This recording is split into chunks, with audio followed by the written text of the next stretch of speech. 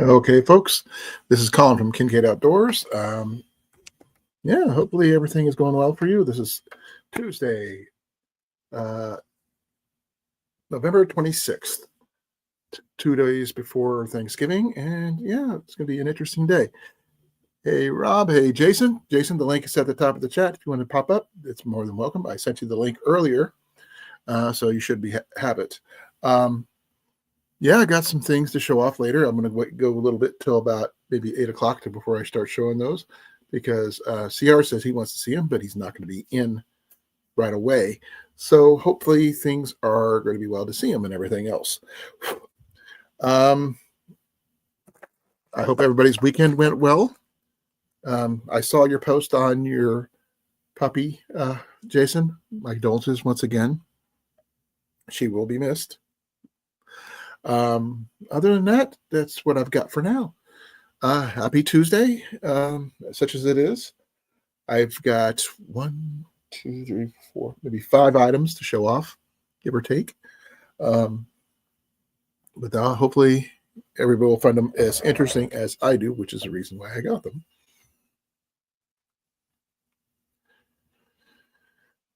Sorry, just a little bit out of it. Last night was a bad night for me. So, but my weight is down at 282.4. So yay for that on my weight, which means I'm getting closer to my goal weight, and as well as my surgery date. So my knee will be replaced sometime in February, at the end of February, I should say. So hopefully, I know you've told me. Yeah, I've already talked to Rob over on Instagram about some of the things that's been going on in his area, and things are not going well. He said to me that he was doing okay, just other people were not. And I can understand that. He's having instead of just having a day, he's having a whole week of days that just could have been better. Just thoughts and prayers is all I can suggest for that. And hopefully those people affected will get the relief they need as soon as possible.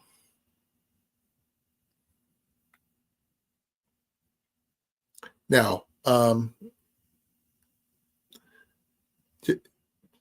Jason, say hi to Molly for me if she's there. Jenny is right here. If she wants to say hi. Oh, wait. Yep, she's right there. She's just playing her game. We have already had some supper, so this is going to be pretty much a food for me anyway. Free thing. I've got a soda here, and I got some coffee over here. Have not touched the soda yet, but I may do that before the night is over.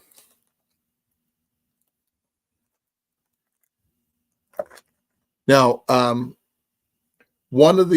couple of the items I've got did not come in the mail. I did pick them up. So if anybody wants to see what I just picked up, and I could show you.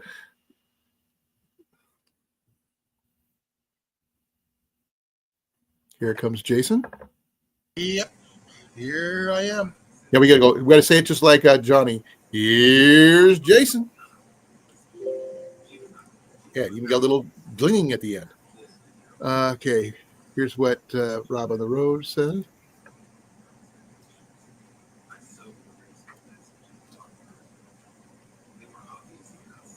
Well, you do have to make sure that it has been re-waterproofed, because just because it's USMC rated does not mean doesn't need to be re-waterproofed from time to time.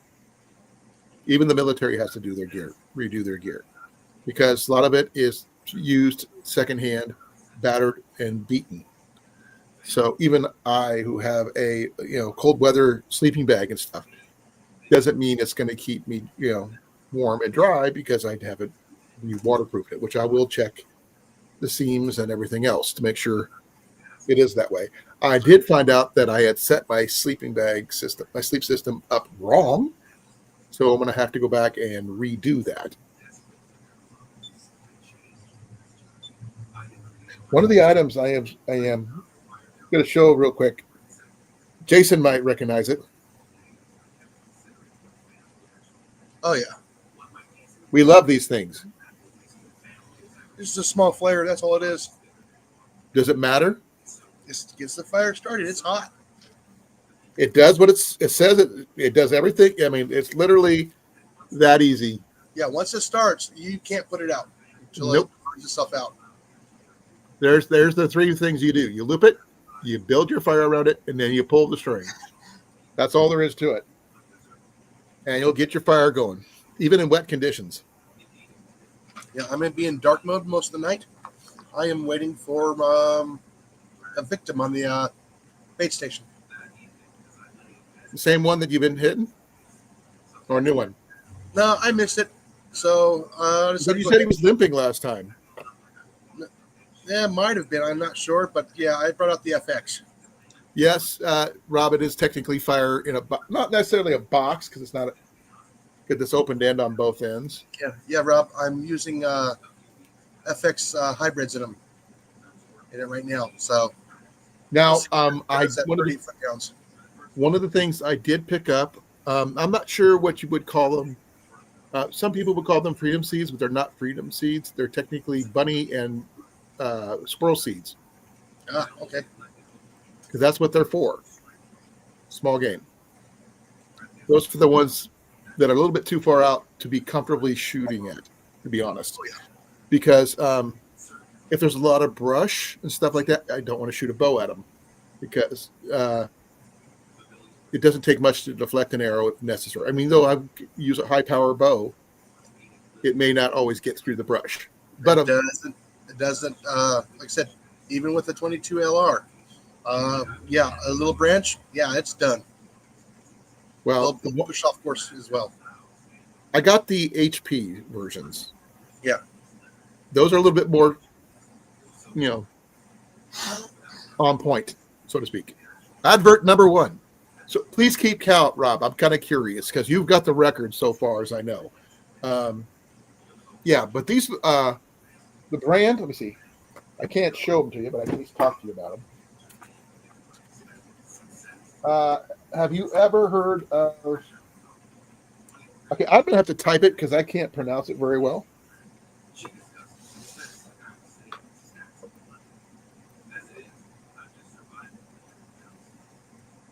Oh, come on, get off my feet.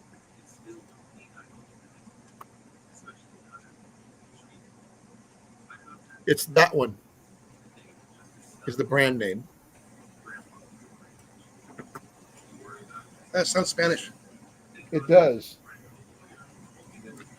But the price for 50 of them is under $4.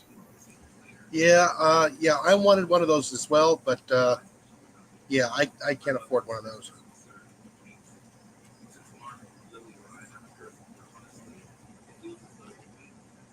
Aguaguila. Okay. I always thought it was Aguila. But that's just me. I took 2 years of Spanish. It didn't stick. But I can decipher signs and small words. That and watching Sesame Street in Spanish and German when I was stationed over in Germany made a big difference in learning how to speak German. That means eagle. Oh, okay. I did not know that. Thank you for the translation. Yeah. Well, I have this. For the price point, they're really inexpensive.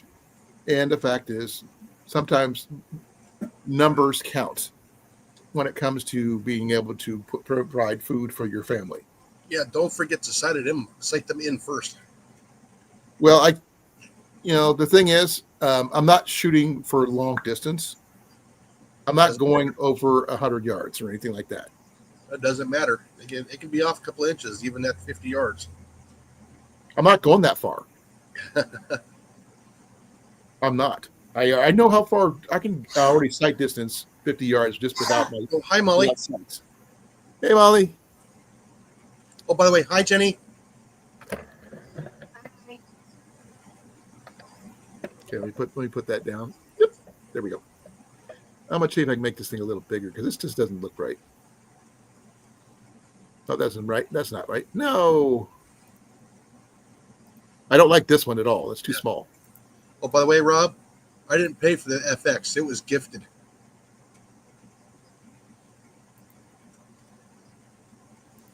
My first year at was it EBR? I helped so much with all of the volunteer work. They gave me one. Invented. Yeah, they said. Yeah, they invented an award category for best volunteer We're at. at the Extreme Bench Rest in Arizona. Oh wow. Is that why you get so much into them? Well, I was already into it before. Oh, okay. I just couldn't afford to go into competition. Oh, okay. So I said, you know what? I want to go. I might as well just volunteer. That's cool. Because they always needed volunteers. I said, you know what? I'll volunteer. And that's where I met Kip Perot and the owner was it Bob? Oh, I can't remember his last name. Well, I've met some of my heroes, I should say. I think I told you about meeting Byron Ferguson. And you probably have no clue who that is. Nope. Okay, he at one time held multiple world records in shooting longbow, traditional like I do, bare bow. Oh, hey, hold on. Okay. What do you want me to hold on to? I gotta turn my camera on. I just saw his head peek out. Good luck. Nice gift. Maybe you should have Molly give it a shot. They wouldn't expect it. Yeah. So you're gonna name him Jerry? Right on the road. What about him? He's gonna take out some I'm holding on. homework. Get him right off the new therapy rest. Oh, okay. I've got the bunch of love.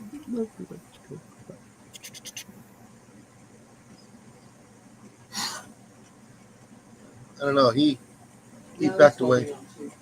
Oh, Well, like I said, apparently he was watching me earlier, sighting in. He just poked his head out and just haven't seen him poke his head out back yet.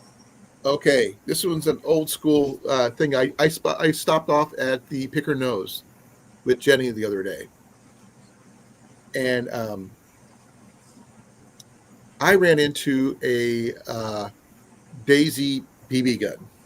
Yeah. The Red Rider type. Original ones. Oh yeah, they're worth money. The super old ones. It was in really good shape and it still fired. I dry fired it. I'm sorry, I'm stupid, but I did what I did. No, you can dry fire air guns as long as there's no Red Rider. Hey, Mike, how you doing? There's just not enough power to even worry about it. You can hunt with them. They're just not really great, at distance. Now the older brake barrels do not dry fire those. No, this one was an old. Got the lever action. So it looks like it was a lever action one. BB gun. Oh, we lost her. Oh, they muted. How you doing, Mike? Thank you for coming. I really appreciate it. One of the things I was showing off that I picked up. This one was not caught in the mail. I'm back. Now, Mike just came in. I'm just going to show him. This is one of the items I picked up. And both Cliff and Jason and I both agree these things work really, really well. They do. And they only burn for about 3 minutes. But that's all you'd really need if you set your fire up right. You just make sure you get your dry kindling. Right. That's one of the things it says. One of the actual bell part is part of the whole thing. So you build your fire right, you should have no issues. Hey Dan, how you doing? Glad you can make it. Now By the way, Rob, which one are you looking at to purchase? I also know a few guys there in England too. Well, that's got one of the things I just picked up. This one is not a mail item. This one's a actual picked up at the store because Tyson's carries them. So good to know on that part. Oh, Matt Dubber just put up a video. Who? Matt Dubber, one of the guys I've met. Oh, okay. He's out of South Africa. Okay. Firearms hunting. Sometimes you mention names like you expect me to know them, and I have no clue what you're talking about. I've known them and I've met them. Okay. Like I said, I've met Giles. I've met Ted. And probably a few of the others.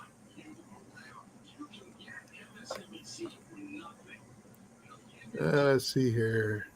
But yeah, for my FX, the manual is signed by Frederick. I had him autograph it.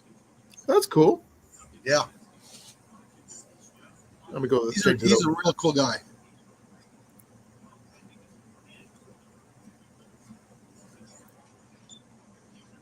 It's amazing what you can do with the sub 12 foot-pound. I can do it. Now, what category is sub 12 foot-pounds? Okay.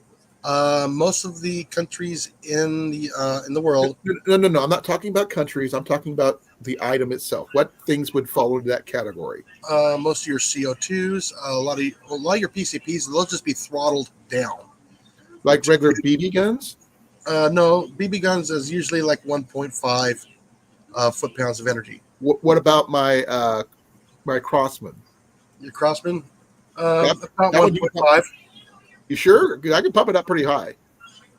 Now the CO2 pistol, that'll probably be about 5. Maybe like I said, 6. Maybe. Well, the thing is, what if I pump that thing more than 10 times? No, that's what you're going to get. Even with 10 pumps? Mm-hmm. Yes. Because that gets pretty hard once you get up to 10. Yeah, it's just because it's got a shorter barrel. I know, but what's that have to do with it? It's because it doesn't have enough time to use up all of its air to get the pellet up to speed down the barrel. Even if you use a lighter pellet? Oh, if you use a lighter pellet? No, because then you're losing mass. Hmm. Oh, excuse me. Oh, okay. That makes more sense the way Rob said it. Well, I was trying to explain it and I was interrupted. I apologize for that. Yeah, so I was explaining it so everybody can understand. So in most countries around the world, they're not allowed to have anything over 12 foot-pounds without having an AFC. Which is what? Which is the FAC, Federal.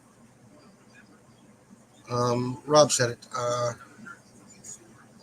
It's a certification of some kind. Yeah, it's a certification, so that you have to pass the test and everything else, and you have to show proof that you actually have a need for it. Well, he said he's come up with one. Yeah. So if you're gonna do like a little bit of pest control, you can get away with sub 12 foot-pound, and if you're close enough, but you have to be a firearm certificate, because in most countries they consider it as a firearm, even though it's not a firearm. But it's just like, but in most places in the world, I'm going to go with the musket or the black powder. Here in the U.S., it's just way different. We don't consider that a firearm at all. Yeah, basically, it's really weird.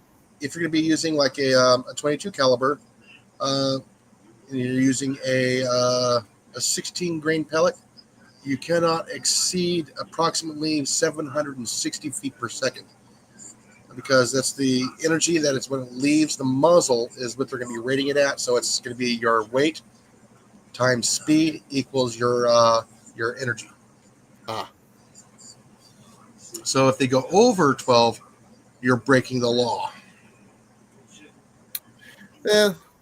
But here in the U.S., that seems a lot more complicated. That's why I like my bows. They're simple. Bows are simple and cheaper to deal with. Yeah, and pistols are supposed to be under 6 foot-pounds of energy. Well, Jason, like I said, I'll stick to bows because that's simple.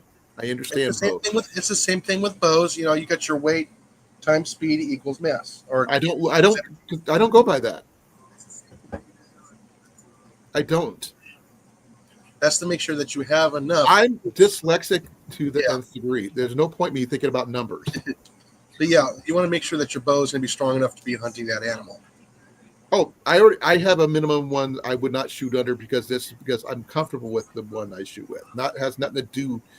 I mean, because Fred Bear shot a 45 at big game and took him down safely and humanely. Yeah. We're talking buffalo and bigger Oh yeah. with a 45 because his shot placement was beyond compare. Yeah.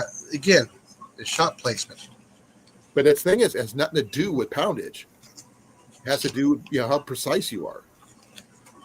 And that's the big thing. It's practice makes perfect, as the saying goes.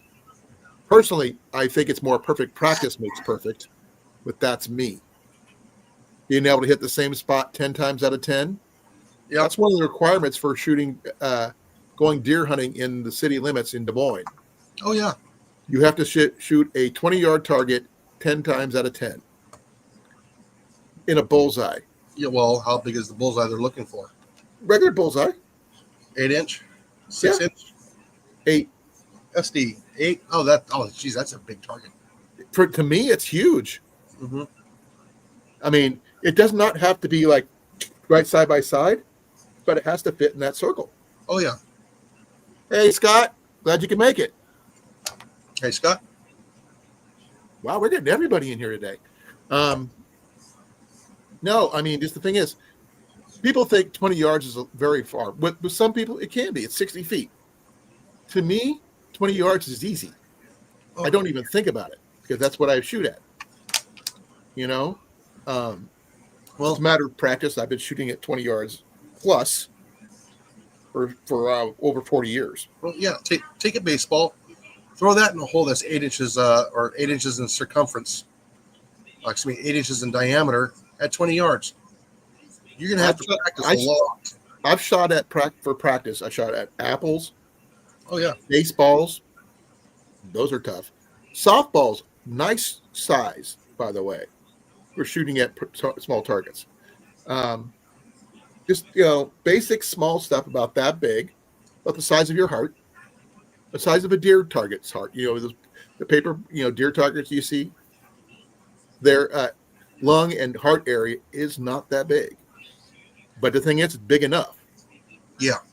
It's like one of the competitions I went to that everybody they were giving us this much room to shoot between two trees. To a lot of people, that was tiny. To me, who hunts, that's a lot of space for a bow. You're not shooting left or right; you're shooting up and down, and as long as you have that much room, that's all you need. And at 20 yards, oh my God, that's a lot of room. Because like anybody who shot out of a blind or anything like that will know, you don't need a lot of space. You just need a space to be able to stand and set up for your shot. Okay. 36 minutes before I actually, we get some more people in here. Right now we're at 8 people. I'd like to get 15, but I'll get with 8 people. Huh? I was saying hello to the 8 people. Yep. So we got Rob, Scott.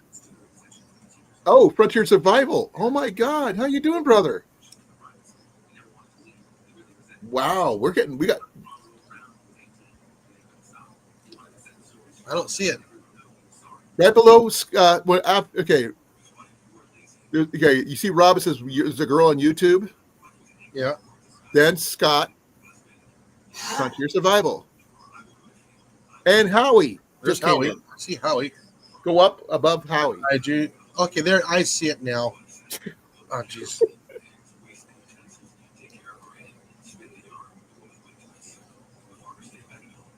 Please introduce your first names, please, just because Jason doesn't know it.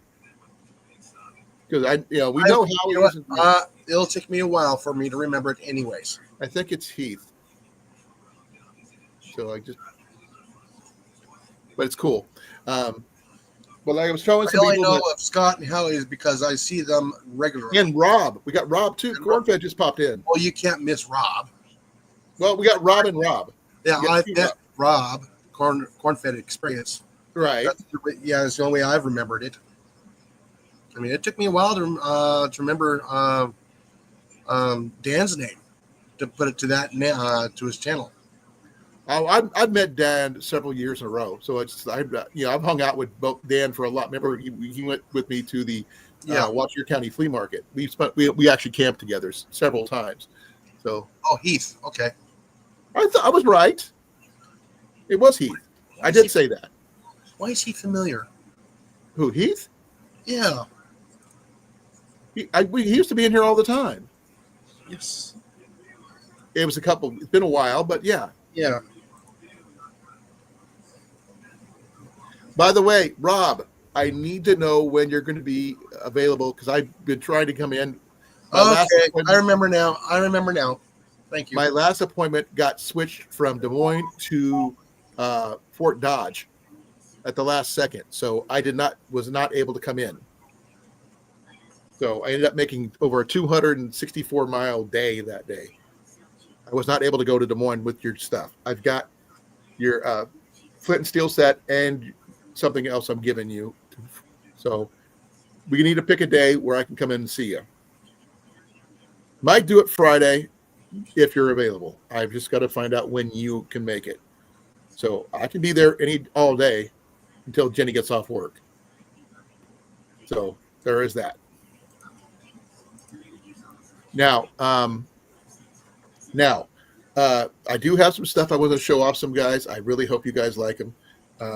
Man, we're up to 9. Woo! Give me 10, and I think we can do it. What do you guys think? Yeah. Okay, I need 10. Give me 10 people in here, then I'll start doing some stuff.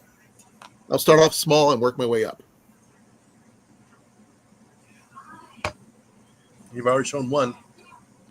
Well, one is just something I picked up. I didn't get in the mail, though. This is just something I picked up.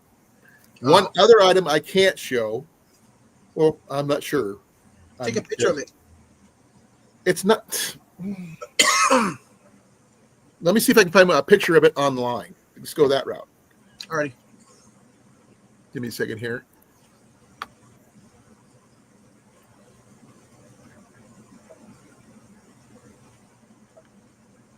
Hi, Amanda.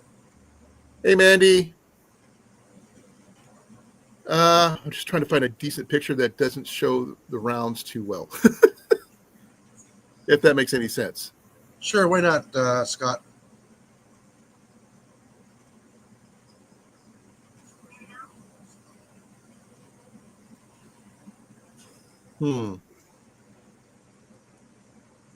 I am having issues because every picture shows something that it shouldn't be shown on YouTube. That's not good. I can't show a picture. So I got some 22 rounds from a Aguila. Oh, you can show the rounds. You just can't show the I'll just show the box. That's all. You can show the box. It's got a picture. I'll cover up the picture of the round. Well, the picture of the round's okay. Yeah, you can do the pictures of the rounds and all that. You just can't show a pew while live. Well, there it is. Yeah. Yeah, nice, 38 grains, not too bad. Oh, those are light. I'm just taking out squirrels and rabbits. Yeah, I know. You don't need anything heavier than that. Now, do you? I'm not taking down deer or anything bigger. No, you won't be taking deer with the 22 LR. You can, but it's not recommended. No. It's a copper-plated hollow point. That's all it is. That's all it is. S&C Homestead Adventures. How you doing? How you doing? Thank you for coming. Now, this is something I picked up for less than $4 a case of for 50. That's a really good deal. That's the main reason I got them.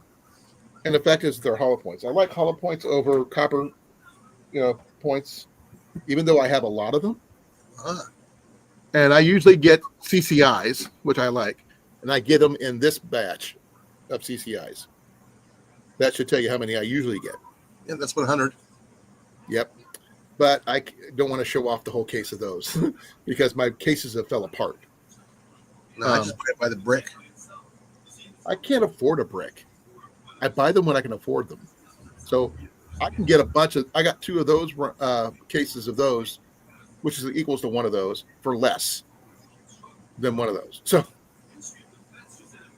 but I'm normally into 22, not into 22s or shotguns or anything like that, but I'm into bows. And dang, we dropped 1. That's we're down all right. 2.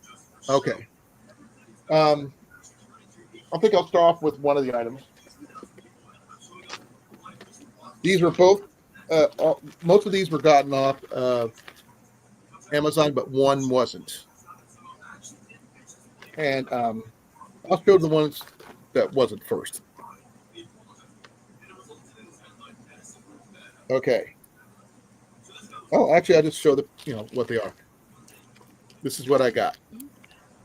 Yeah. Okay, these are the thumb bolts for taking a takedown bow into not needing tools. Because one of the drawbacks to most of the takedown bows nowadays is that you need an Allen wrench wherever you go. And if you drop your Allen wrench and you're out in the middle of nowhere, you can't put your bow together. You can't take it apart. I mean, I know it doesn't take much to carry one of these or even 2 of them. No, I mean, or something like this, which does the same thing. But the thing is, having one of these means you don't have to. And it's just means to me that means less work you have to worry about, less things you have to think about.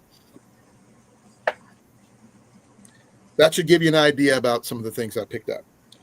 Now, but like I said, either one of these is needed usually for none of the modern takedown bows, with the exception of the few that snap together and that kind of thing that are weight dependent. When you put the string on, it holds it together.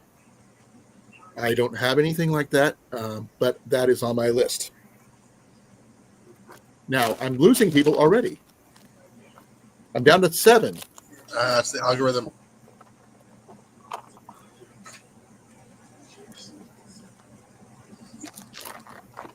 Yeah, I've seen people do the clip rather than tension. Now, this one here is something I got for my get home bag because I needed it. I do have, it's a Sawyer mini. I usually been keeping my, the one I normally use is, give me a second here, try to remember the name of it because I don't use it as well. It's my Takedown hiker, but that requires some heavy duty replacement filters if I need to replace them. They're like $50 a piece. But I picked up one of these on sale this week for $19.95. It's not bad. That's a good price. And give me a second here. Now, these right here to me seem let's see, what does it say here? These will fit any standard bags that they have. This is the whole kit. Comes with straw, the black flush tube. Oh, it's a whole kit. I thought it was just for under $20. Oh, it's a whole kit. Wow. Yeah. How many ounces does it hold? This one here, I believe, is like 16. Yeah, 16 ounces. But this is not staying with my gear because I'm going to swap it out for a smart water bottle because those would work better. Though I do have another bottle. I'm curious to see if it would fit. Something else I picked up a while back at a trade show of all places. But I'll show you. I don't know if it's the same size or not. Probably not. Nope. I thought this might fit, but nope. This is basically a reusable ice pack. I thought this might work, but nope, too small. But a smart water bottle will fit with this one here, and this one here filters about 100,000 gallons according to the paperwork online. Let me double check, see what it says on the box here. Just double check. It says it removes 99.99999% of bacteria, salmonella, cholera, and E. coli, and pretty much the same thing for protozoa, cryptosporidium, and giardia. Now that's a pretty fine filter. And it filters up to, if I get that to work, just give me a second. I'll try to, right there. Okay. Well, sorry, I'm trying to, 100,000 gallons. But the one of the drawbacks is, since it is a microfiber tubes and stuff like that, that is susceptible to the cold. So you're taking this out in the wintertime, keep it next to your body, keep it warm, don't let it freeze. You let it freeze, it's done. That's the only drawback. But for this kit, right now on Amazon, I can actually give you the exact price if anybody's interested, but it is really, really, really good deal on the price that I paid.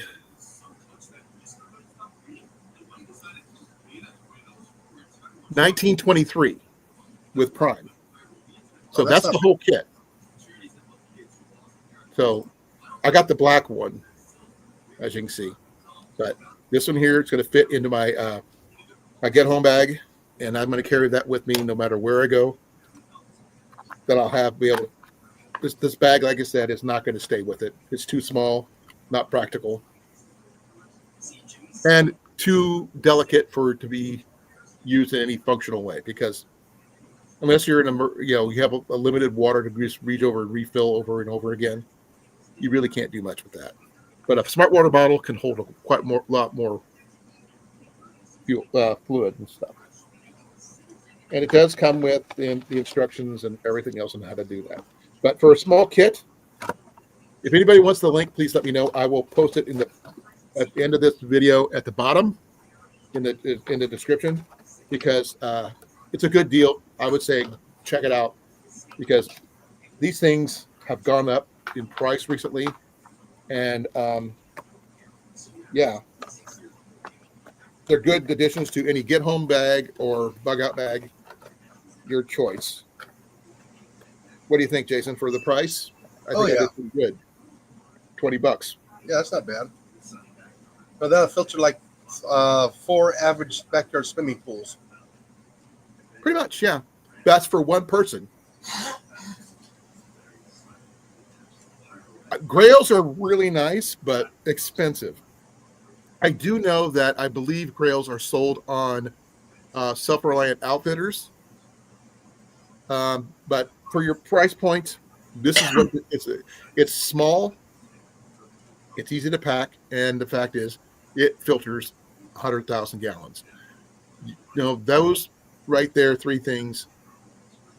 And now, right now with the price point, that's 4 if you really want to go with the price point. It's the cheapest one you're going to find that is reliable. Now that's up to 100,000 gallons. That's if the water's clear. Yeah, you got to make sure you can pre-filter your water to make sure it's clear, and then filter it. Yeah, because if it's got a lot of silt in there, it'll plug it up real quick. That's why you say, if someone says literally, I'm going to filter it through my socks, that's probably what they're doing. They're filtering out the big debris first.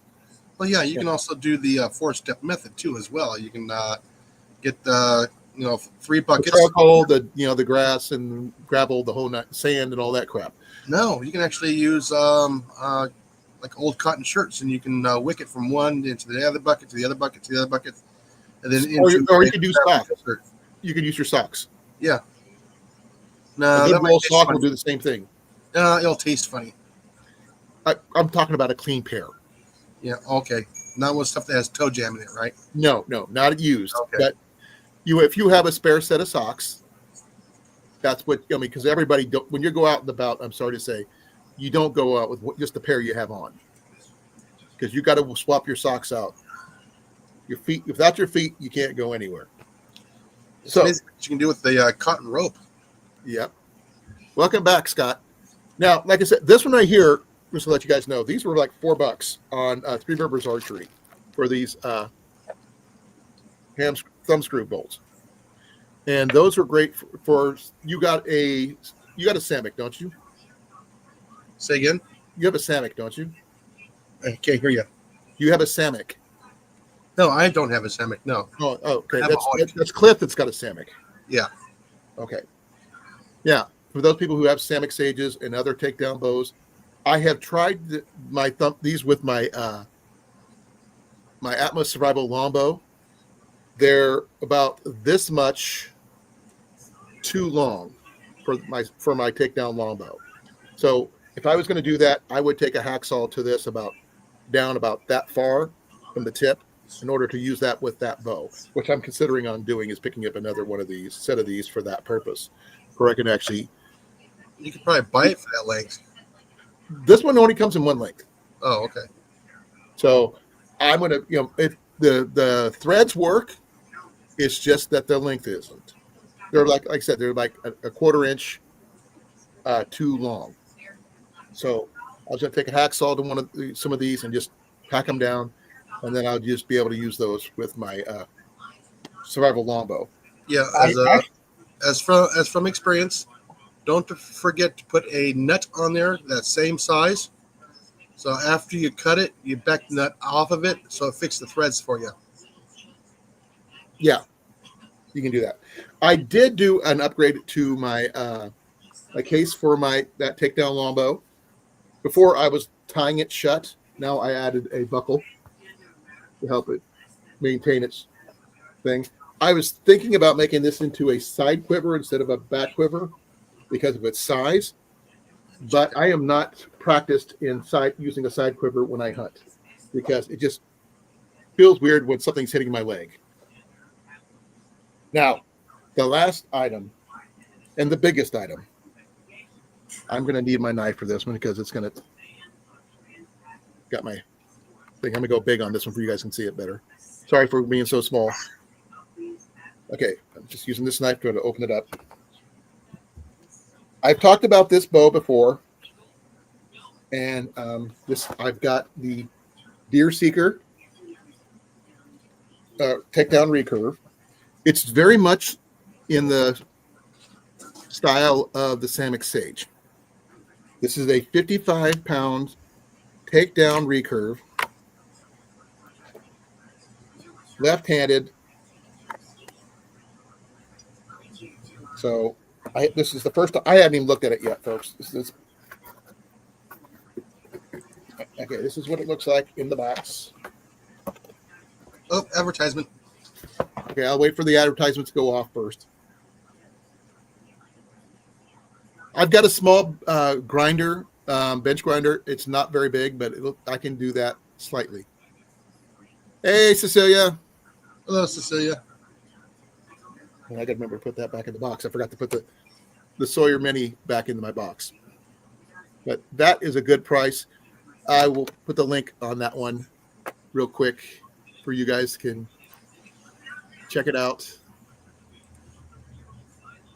Here is the Sawyer Mini at $19.23 is the price. Please check that out. If you were looking for a cheap, really decent little water filter, the black version is the cheap version. Don't ask me why the black is cheaper. It does the same thing as all the other colors. It's just black. Let me know when the advertisement's over, Jason. Mine's over. I don't know about everybody else. Okay. Now, Remember, we don't all get the same commercials. okay. Everybody gets a different commercial. We know. This is the bow I picked up. I've been talking about this in the last few weeks. And I'm just looking at it just like when you are. Sorry, I can't really see the camera. Here we go. That's what it looks like in it. Oh, stuff's falling out of it. It does come with a tiny little arm guard, which I will not need. I don't use those kind of arm guards. I got my own personal one. It also comes with a bowstringer. I already have several of these, but that's just an extra one. I might keep that on hand.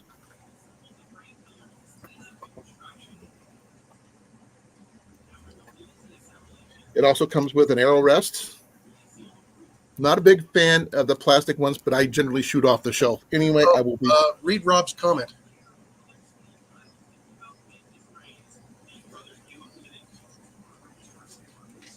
Are you talking about the filter? Yes, I'm sure, because he says $42 earlier for over there in the UK. Okay, I can see what I can do. I would have to reorder it because this week, especially, it's like a Black Friday special, I think. So, yeah, I can probably do that. Oh yeah, no, they don't give Black Fridays over there. I understand. Okay. They might get a Cyber Monday.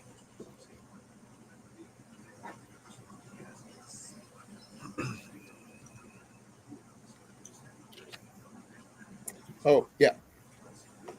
It does come with bowstring, 14-strand bowstring at 62 inches. That tells you how long the bow is, too. And I got a thank you card from Deerseeker Archery. And it tells you how to put it together. Gloomy Tuesday. Now, the riser, I haven't opened it up yet. I'll start off with the riser because one of the things I plan on doing. Ooh, I don't need thumb screws for this. All right. It already came with some? It always comes with some.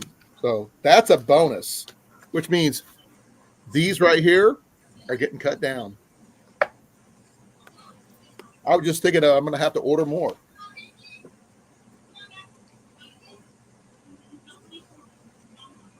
Now, for those people who have seen Fennec Sages and stuff like that, this right here was $104 by itself. Oh my gosh. Folks, look how pretty that is. Laminate. There's nothing wrong with that laminate. And look at the grip. Look at it. Laminate's going to be a lot stronger. And it's got all the setups for, you can do it with set up for bow fishing. You can set up for your sights or whisker biscuit. What about a balance? What do you mean? Your balance on the front of it. Yeah, that's right here. Yeah. But you also could use that for a bow fishing setup too. Yeah, if you want to go that way. Or I don't use balances. That's just extra crap I don't need. But actually, I'm going to check something here. I'm checking out the thumb screws here. Oh, by the way, it's also good for a kickstand too. I don't use those either. No, I've got cast iron made. The blacksmith made me some. Okay, I've got several of those. Now this is the one that came with it. This is the one I picked up. Same exact, same. So that set right there is going with my my takedown longbow once I get it cut down. He said 104, Dan. I will. Let me post the. I'll post the price for that one too. So give me a second. I'll post the link. Is that one also a Black Friday? Oh, actually, this one's been that price even before Black Friday. Oh, okay. This one here is $95.90 right now. It goes from 25 all the way up to 60 pounds. There is no 35 pounds at the moment because that's apparently a very common one. That's left-handed. That's the about right. They don't have 55 at this time. If he does that, Rob, everybody will be after his Lucky Charms.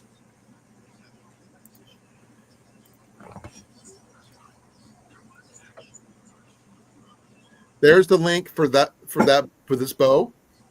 I'm going to get out the limbs here in a second, but I really like the look of this one. I think Dan might like this one a lot more because one of his favorite colors is orange. But that is a very beautiful bow. That riser is really nice. And it fits my hand really well, too. I like a really good pistol grip. Now, these are from Deerseeker Outdoors, as you can see. Is that a new company? Huh? Is that a new company? No, they've been on. I mean, I've been looking at this one for about 3 or 4 months. They're on, but the thing is, I was just doing a search. I'm always searching for bows. Just to let you know, that's like a hobby for me. Just always looking for more gear. And there's one limb. As you can see, it is a definite recurve bow. You can see the look at that bend on that. Now, I could swap out the limbs. That's one thing I like about takedowns. If something happens to one of my limbs, I just order another set of limbs and replace it. You can also change the poundage too. That too.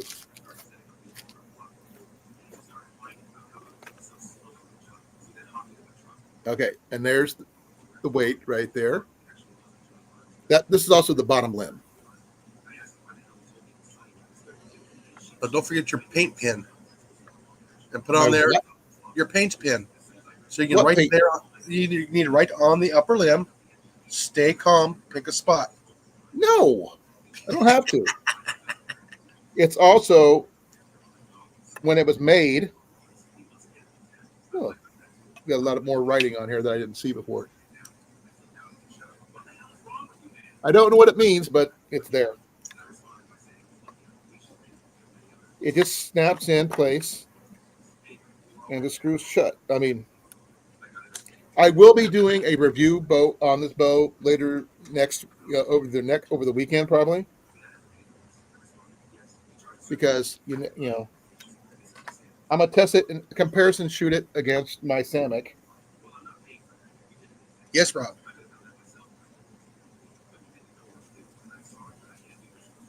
But there you go. That's all put together. It's a 62-inch bow. I do like a really nice recurve, folks. But I do know how to shoot left and right, as well as longbows and recurves. I'm not a compound shooter like some, but that's okay. If you like it, there's nothing wrong with that. Now, a bow is a bow. What was that? Is 62 inches the string length or the actual bow length? Bow length. Okay, so the string is shorter than... No, the string is set for the bow length. Oh, okay. It basically would mean the string is 4 inches shorter than the bow length. Yeah. So instead of being 62, it'd probably be like 58. And the string itself is like 58 inches long. Okay? So, just, one thing about this is, like I said, it's pretty easy to do. I do have to put a little thing right here. Yeah, I call it a rug, but you can put fur down. Personally, my favorite thing to use is the fuzzy part of Velcro. Works amazing. It's quick, it's easy, it's cheap. Oh, I thought you have to get some moles and put some moleskin on there. Moleskin is harder to come by, especially in an emergency situation. And you can get so many pieces of the Velcro. It's a lot cheaper and easier to work with. You can chase down a gopher. Huh? Chase down a gopher. No, some people have used deer skin and bear skin, bear fur and stuff like that. But I just prefer using Velcro because it works. Oh, that's a nice. And it's already peel and stick, anyways. That's exactly the main reason. It's peel and stick, easy to put on. It does not have a knocking point, but I do have several of those already. I've got one right. I got a whole bunch of them in my box right there. Now, let's see here. Yeah, it's pretty much the same. Okay, this is the top limb. This is the bottom limb. I'll be right back. I'll give it a string real quick and give it a shot. Do my best here to get it going here.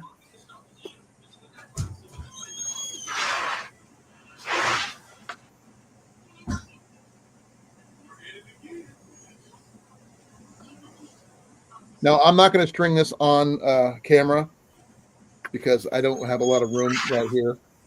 Well, the So tube's already heavy. I'm gonna step aside and The string tube this is for you. heavy. Oh, I guess I could do this.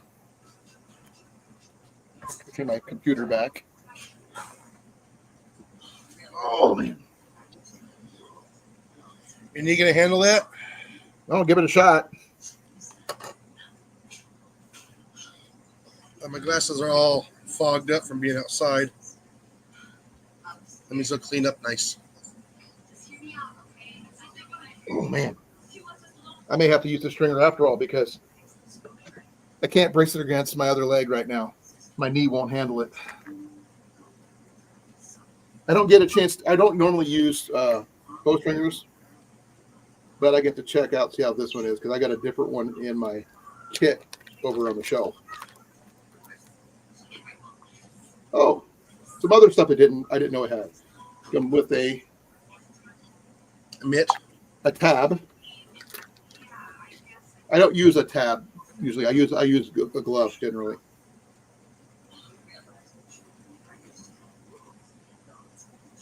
Oh, I do like this though. This is nice. This one here actually has caps instead of just the little limb ones. So this is going to be interesting. Oh, I got this upside down. Dang it. I'm not used to using a stringer, folks, so bear with me. I usually just put it over my leg and my knee, and that's it.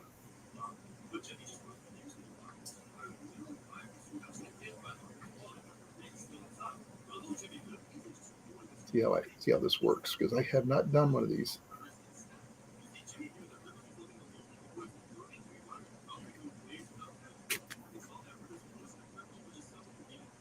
Come on. This is all new to me.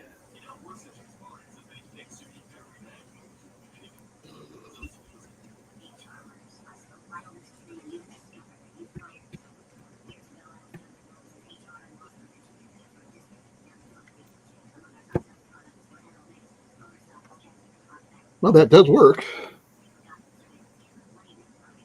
Like I said, I don't have a knocking point on it yet. I do have several of those already.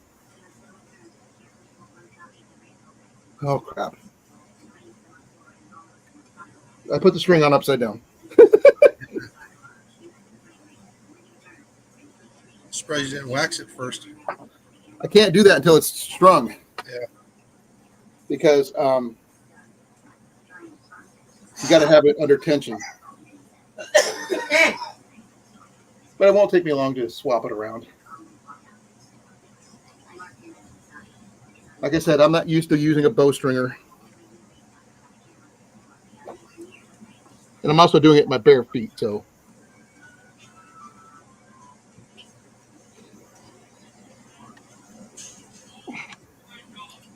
Okay, that's why.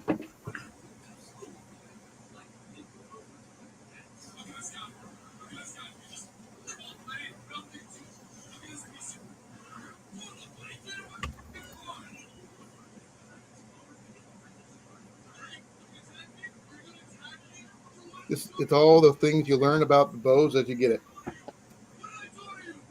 I have a knee injury, folks. This is why I'm having a little issues.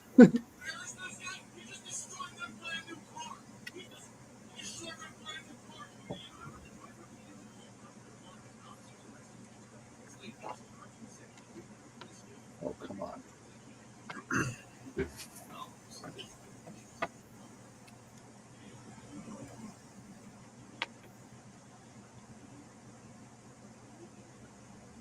That's why I did. Okay. Take 2 on this one. Or take 3 or 400. Like I said, I'm not used to using bowstringers. And the fact is, it doesn't have a tab on the knocking point on here that I usually use yet, so I have to put that on. Hey, hon. Mm-hmm. Nice. They're pretty? Wow. I have an assistant down here by my feet. Nice.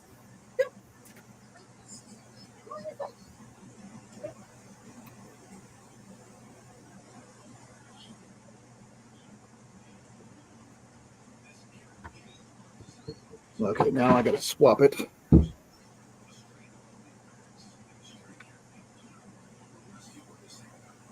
I feel like an idiot.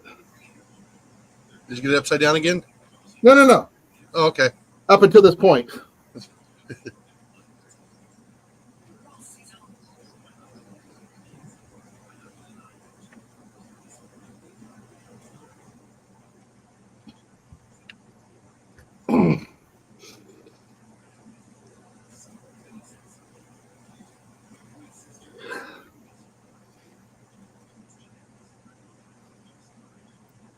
Let me see if this is what I need. Yep, that's what I need to do. There's a lot of pressure on my knee, that's for sure.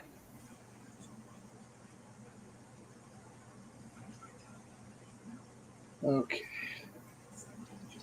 Yeah, too bad your recliner's not heavy enough to put it up against there instead of your other leg. I can't. It's putting pressure on the back of my knee, unfortunately.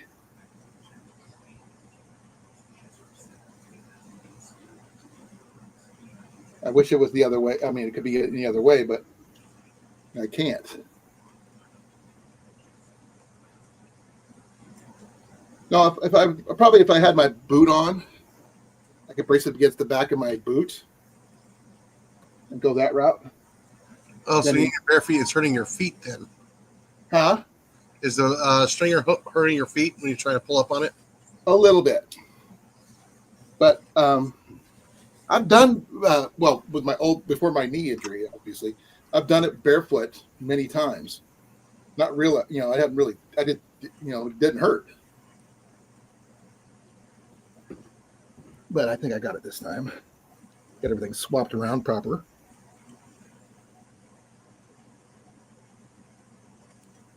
What's up, CR?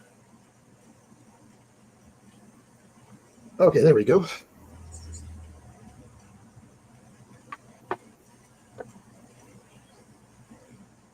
Yep, here's the bow that I'm, Deerseeker. But these are the outdoors. Ooh, that's a good sound too. Brace height's really good. Brace height. Goes in right there, about 7 inches. Well, I got to answer this message. I'll be back shortly. Okay. Now, if for setting up the knocking point on these, I do have a arrow here that I could use. Give me a second. I'll show you what I can do about setting it up for my I'm using a fishing arrow for this.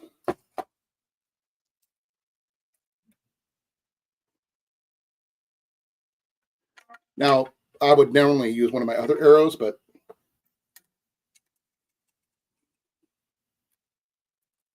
right there.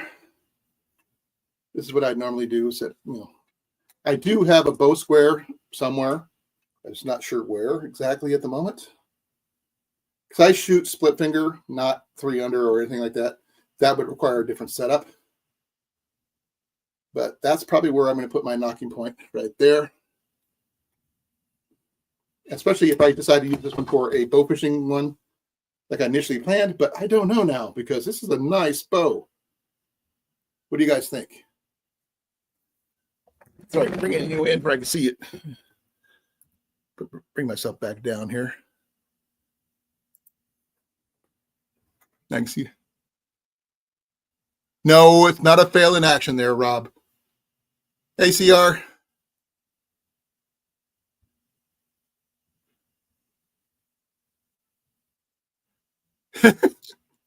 I do have longbows of the appropriate weight, Rob. I have a 100-pound longbow, which I haven't been able to use for a while because of my knee. But it's strung properly. Finally, that's on me.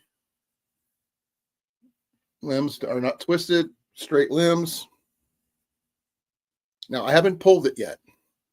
Now, it did come with this tab. Unfortunately, I don't think this tab was meant for left-handers. I don't even know even sure how to. I've never used a shooting tab, to be honest, because I'm always been a glove kind of guy. Now, I am going to do an attempt to figure out how to use this thing.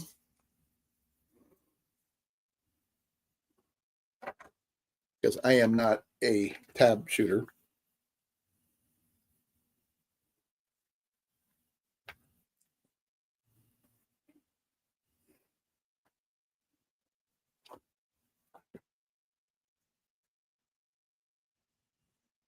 Oh, it's got some good heft.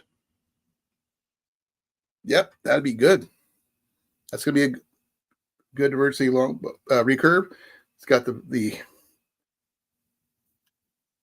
thumb bolts instead of, you don't have to worry about needing any tools. So that's a good bonus.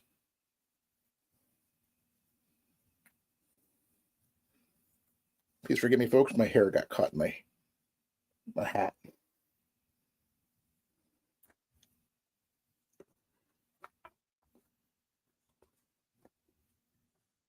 But normally when I shoot bows, I shoot with my hat backwards. That way my brim doesn't hit my bow. So a bowstring. But there you guys go. The Deerseeker longbow. 90, what was it? 95.23. 95, yeah. Let's see, mine is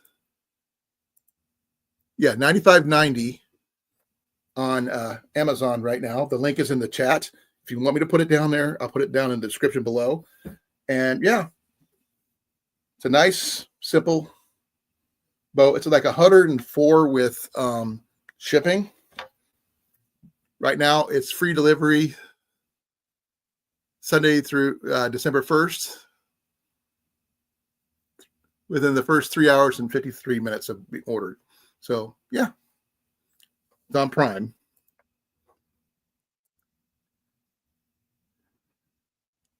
So how you guys doing? I hope everybody, high five. Thank you.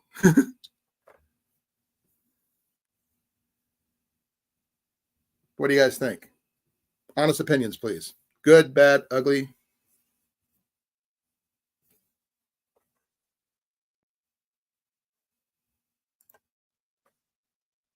Average 6. Okay. Like I said, I do like the fact that this allows for all the setups and things like that. I am going to be putting the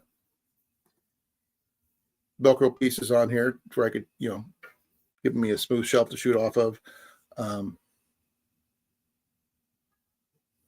Now, is it perfect? No. I mean, it does got a slight deviation right there. You can't really see it around that hole there, but that doesn't bother me. But everything else, there's no serious flaws. It sits well. It did break when I strung it. So there's that. So you thinking about getting one of these, Scott? For the price, you can't really beat the price.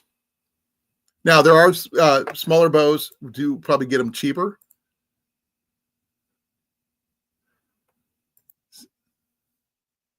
It's one of the things that says, for a 25-pound version of this, right-handed, is only $85.90. But for a 50-pound, if you're not that strong, is $95.90, all the way up to $60. I could have gone a 60-pounder, but I didn't really need it. And it comes in left and right-handed. But not, the top price point for these is $95.90. Now, just by me ordering one of these, I can try to reorder it and show you. Give me a second here. Say I added one to cart right now.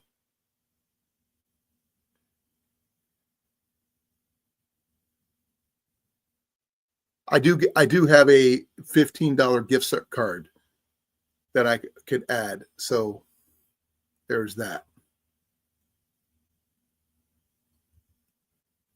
If you have an Amazon gift card, you can use that one, but I'm not planning on doing that.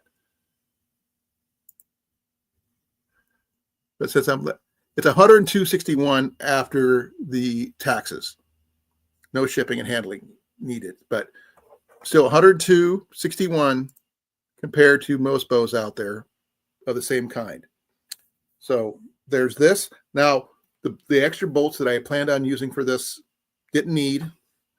I don't plan on using this or the arm guard that come with it, or am I going to be using this? I might give those away down the line because I don't need them. Now, I did pick up a couple extra thumb bolts that I plan on cutting down and using with my Takedown longbow because the bolts are just too long. But for I would call this an intermediate bow for both hunting, bow fishing, if you want to go over that route. It's a little heavy for the bow fishing, I would think, because at 55 pounds, but it does work for what I need it for, and it has all the attachments that I need it for. And it's a really pretty riser. Now, the other items I did pick up today were the Sawyer Mini, and that one came in at 23. Let me see here.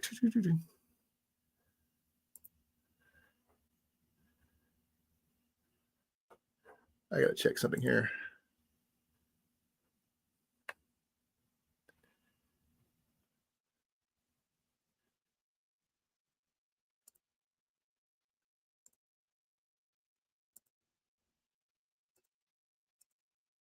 One of the other items I picked up was the Sawyer water filter. Now, this one here is on sale for $19.23. Same shipping and handling. I'm not sure about the shipping and handling because these all came in the same box. Now, if you just bought this one here, it comes with the complete kit. It comes with the bag, the straw, the syringe, and stuff like that.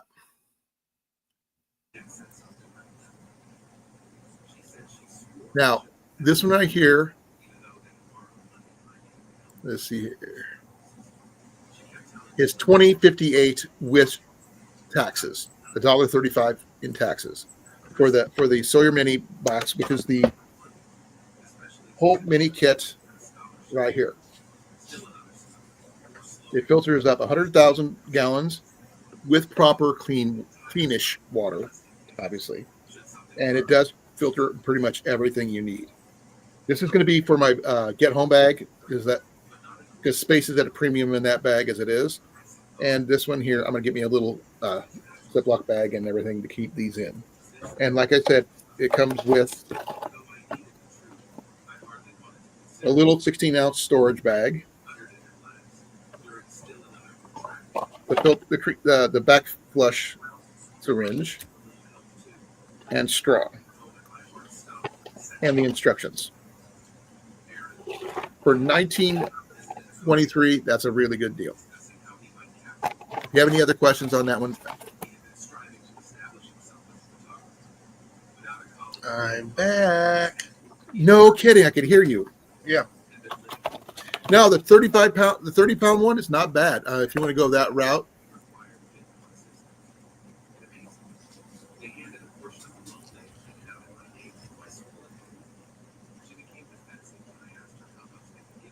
I could technically buy another one of the water filters right now, but I need, I don't have the money for it. But if Rob, if you want me to, just let me know. I'll find a way to get it to you. Because, like I said, it's a really good price. Just over $20 just to be able to do that. So I was wanting to get these before. I just never bit the bullet when they were in stores at Walmart before Walmart stopped carrying them. Now they're just carrying live straw stuff, which I'm sorry to say, I'm not a big fan of live straw. Because, I mean, when you can only suck on them, you can't really put the water that you're sucking into a container for later. Seems kind of pointless to me. But that's my opinion. You're welcome to your own. Yeah, the only way you can carry that water with you is in your belly. Exactly. Now, Jason, your opinion. I know you're not a bow guy, given, but for what it is. For what it is, yeah, it looks like it's pretty good. Just gonna have to test and see how it shoots. That's going to be this weekend. I'm going to do a video on this. Yeah. Then you have to find out what arrows it likes too. Well, I do have the proper arrows that I have set up for my Samick. So, because this is very similar in style and also same draw weight. Yeah, So, well, that doesn't mean anything. Well, it means a lot. Every bow is going to be just a little bit different. It may not be perfect, but it's going to be close as I can get it shorthanded. Yeah. So if you get the the arrows tuned for that bow, yeah.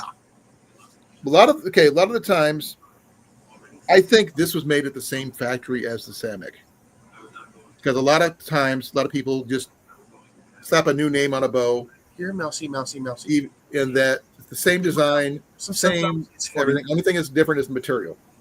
He's looking right at me. But I do like a lot of the reds in here and stuff like that. My first longbow had a lot of red in it. And yeah, this one's got several stripes of red in here. So it's got all the attachment points and everything else.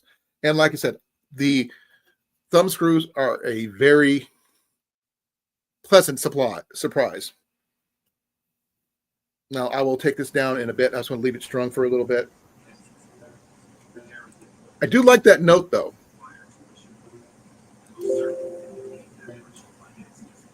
Now, it did come with a thank you card, and it does have a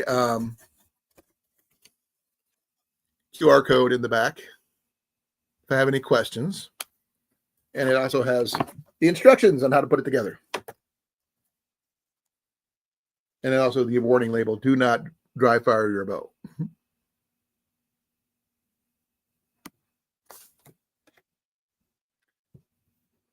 The only thing I got wrong when I was first putting it together, because I'm not used to using a bowstringer, especially this style of bowstringer, because the ones I usually have, it fits over the side of the limb. But I actually have a really expensive Recurve bowstringer in my case over there. So this one here is all new to me. I've never seen one of these before, but it seems to work. I just got to practice with it. And I will get it. I have an extra case I can put that bow in. So I got an extra bow sock I can put that stuff in. So I'll be good to go.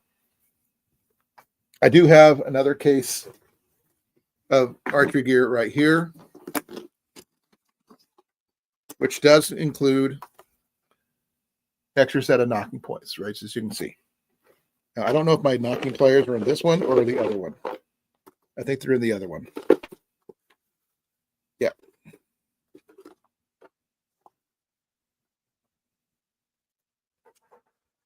Forgot what is this?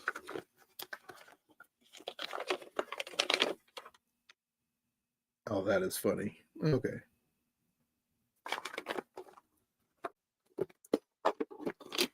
Now, I did acquire some other stuff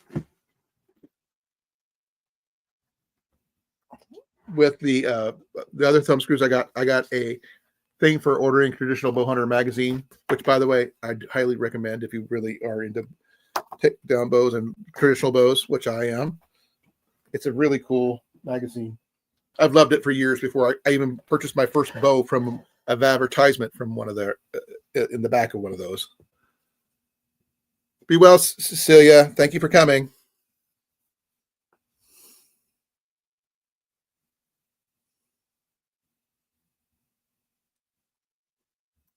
Now, does anybody have any questions about some of the items I showed off? Because I can give you a price point on everything I have. And I will be putting them in the chat below, in the description below for later. If anybody's interested, I can post where I got them, how much they cost, that kind of thing.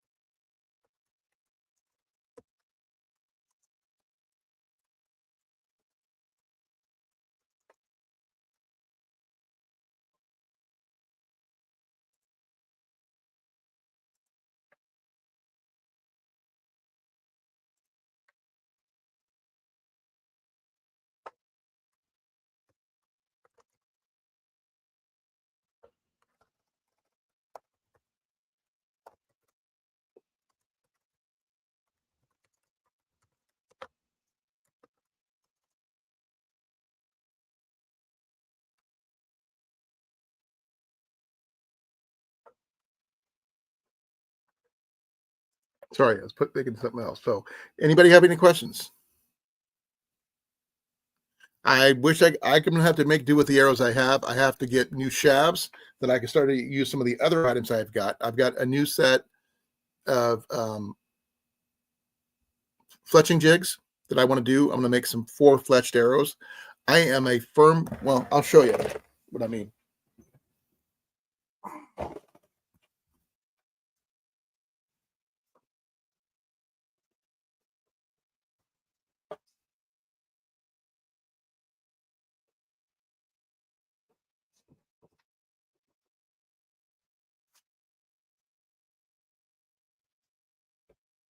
Now, these are some of the arrows I picked up recently online.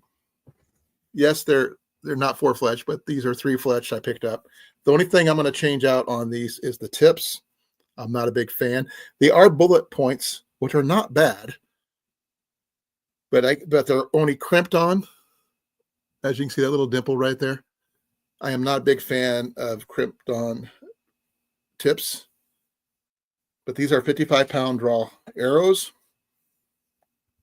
Yeah, I do like the shield cut, 5-inch shield cut with the index knock, as you can see. Now, since I am from Iowa, people might think I'm a Hawkeye fan. I'm not a big fan of yellow or black, for that matter. But these are really good target points. I'll be using these this weekend to check out the bow and how it shoots. We'll see. We'll also check and see how these arrows go as well.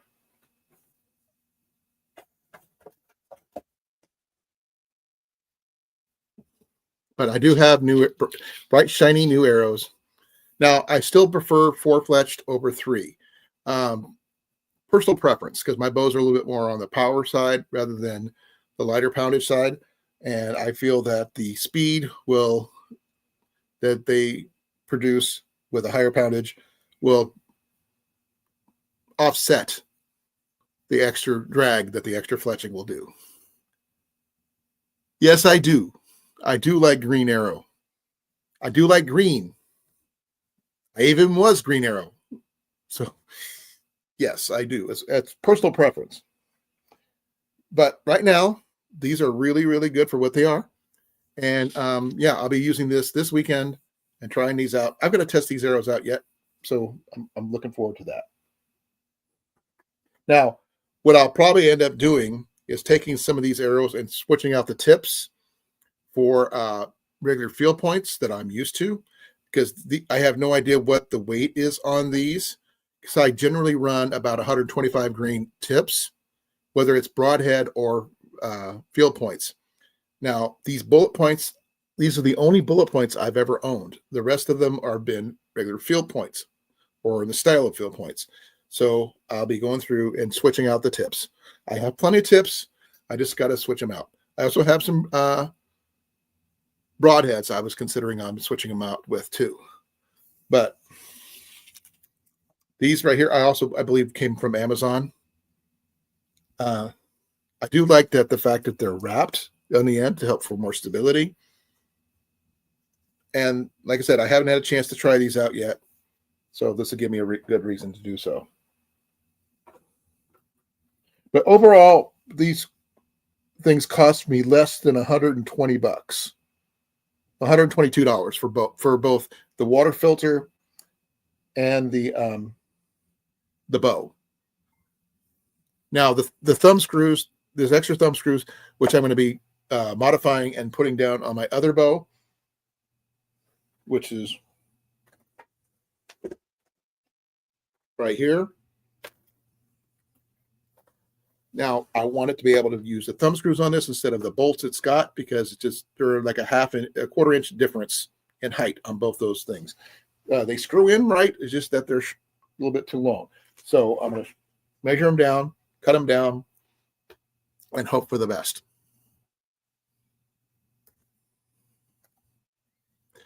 But I normally don't have to use a bowstringer, folks. It's just that I'm used to just putting it over my knee and doing it that way. I just wasn't able to do it today because my knee was not going to handle it. And also, I'm barefoot right now.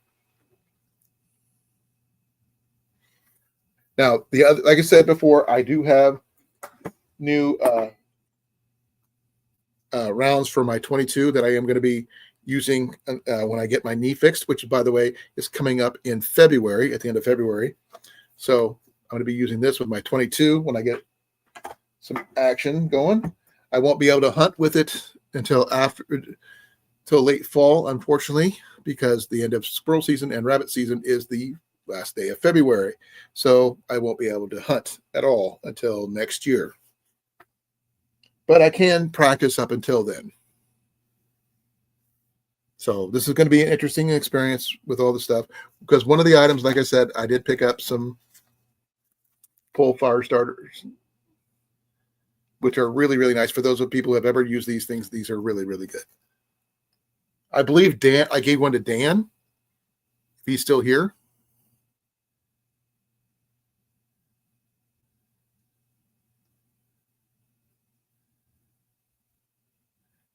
Be well, Scott. Have fun if you can. I'll try to get a hold of you this weekend if you're free.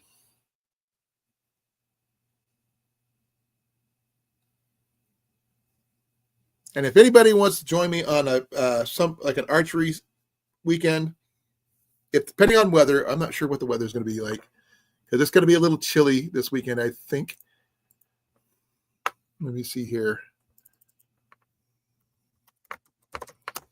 I'm not sure what Saturday is going to be, but I'm going to find out real quick.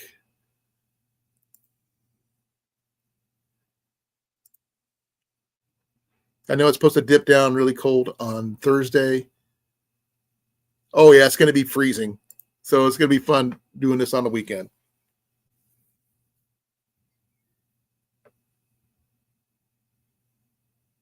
So be well, Scott. Be well, brother. Happy Thanksgiving to anybody who celebrates it, who are in the United States. I'm not sure about those in Canada or England. I know they do have a couple of holidays coming up with Christmas and Boxing Day in England. And I'm not sure if Canada celebrates that. So if you do, let me know. Correct me. I have no idea. I have no idea where Jason disappeared to, other than he was probably hunting down a rodent.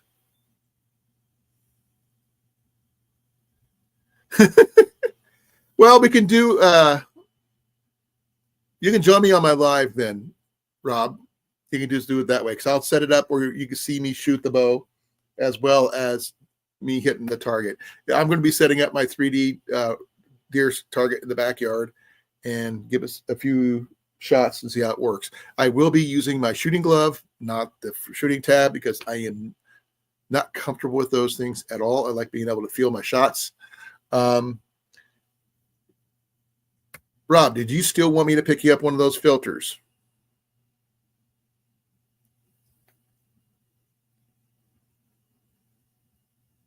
I understand you have questions about the bow. So I'll try to answer as many questions as I can as I come up with them.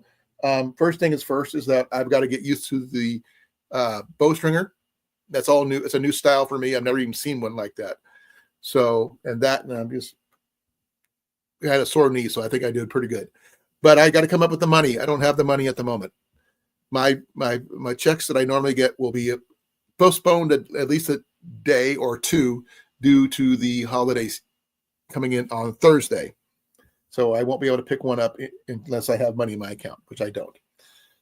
I had to buy groceries and stuff like that and gas for Kenny's car. But this is the bow, the way a bow come in. And I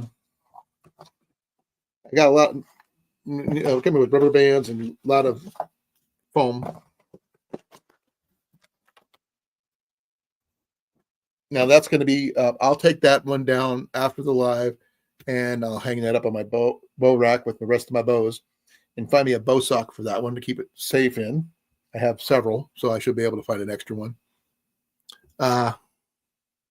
We'll see what we can do about the deal there for you, Rob. Now, yeah, I think it's going to be a really good setup, a really good bow, and it's going to be a lot of fun. And the water filter is going to come in handy quite a bit, because I don't have to worry about things. I just got to find a bag to carry it in. I think I have several of them I could probably try to keep it in. Let me see here. Do I have one over there? I don't know. Give me a second. Let me see if I have an extra bag for that water filter.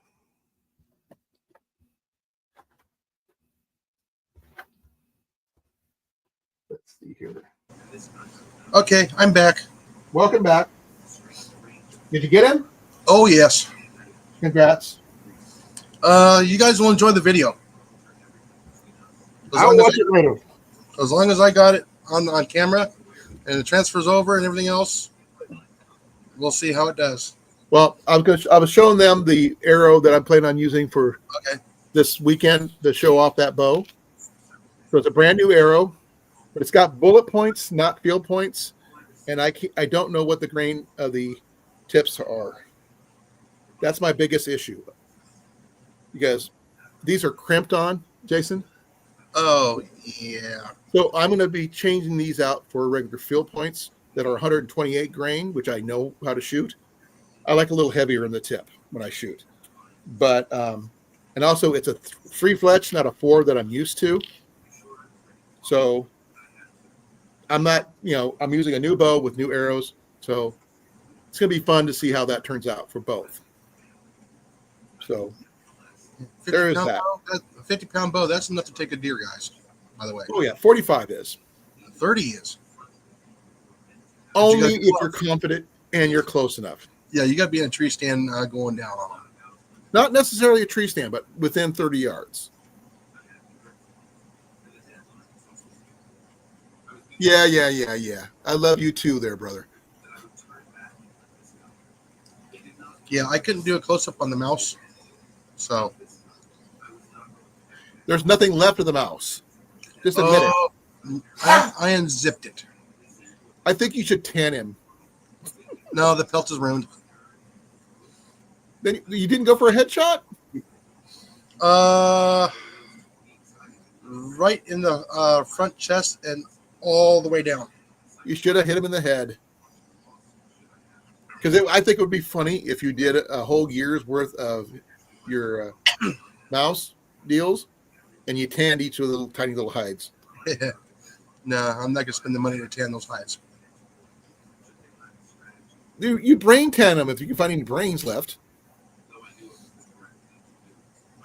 Thanksgiving mouse. Kebab. That's just one of them. I'm waiting for the second one. Now, you said you've been getting rats too? I haven't seen rats since I got the last one. That one was funny.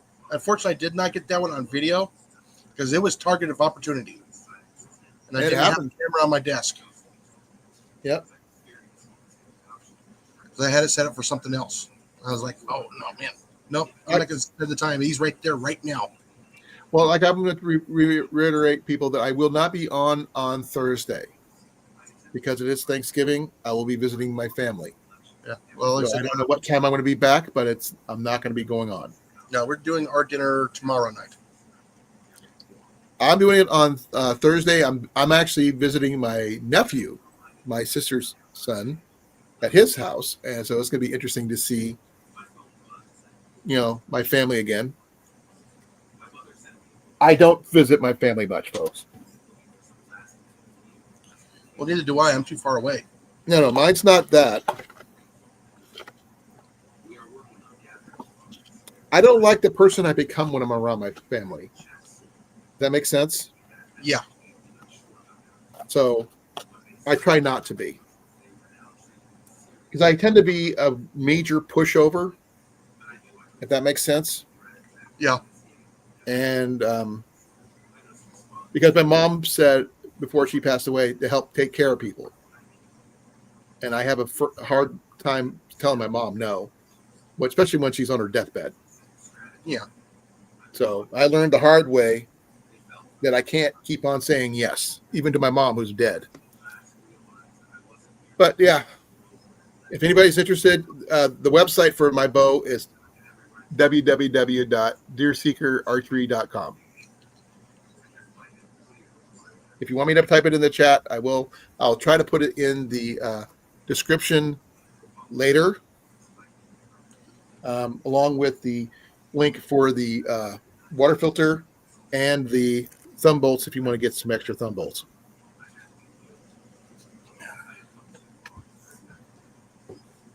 Now, if you need some extra 22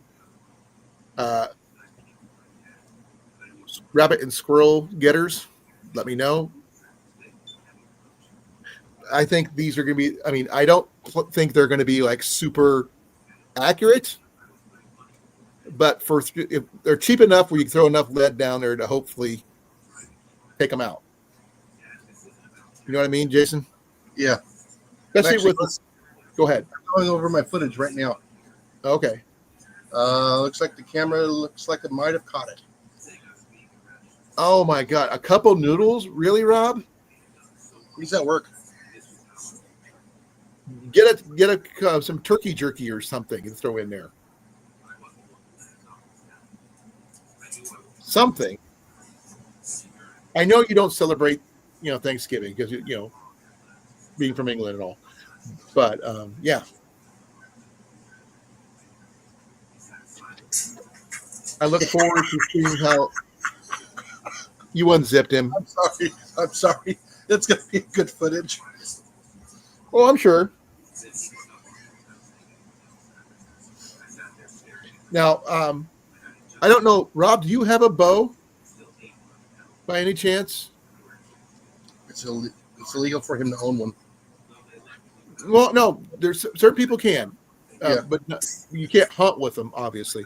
But you can own one. I just don't know what the rules are. Oh, by the way, I did recover the slug. Okay. What's condition? Oh, it's mangled. Now, are you planning on what's the word for it? Making your own? No, these are too hard to make. I don't have the equipment, and I don't have the sizers or the spiders. I think Will Miscellaneous Mitts, I think he does. But I think he's even more amped up about what those are than you do.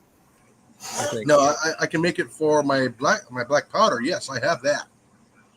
But for the air guns, no.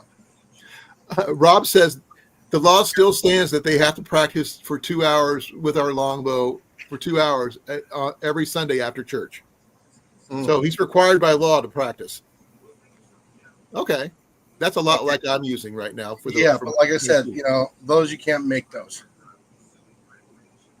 You could. Those are wax formed, right? No, they're actually made hollow, and then they're swedged in the shape. They're put through a sizer to make them look like that. And this is what is left. Go up. I can't see it. Bring your hand up. There you go. Quick, give me the finger there, Jason. So, there's only one thing. There's no blood. Yeah, there is. I already took a picture of it and I blew it up. There is a little bit of fur on there. So, Jason, he's allowed to carry a bow. He has to get a long bow. No, you stay down. Are you hungry? Hold on, let me get him fed. No, but Rob, you contact me later, and I will talk to you about getting your water filter, especially at the prices it's being offered at, and I'll see what I can do. That would be really funny if you were actually doing that on a Sunday after church. What would they say about that? Since you're saying you're following the law, you're not using live targets. You're just using archery butts like you're supposed to. Just practice. I'd be curious to see what the law says about that over there. If it's still in the books, you're required to practice. Now, I don't know if they would count, compounds or recurves or anything like that, or even crossbows, but still.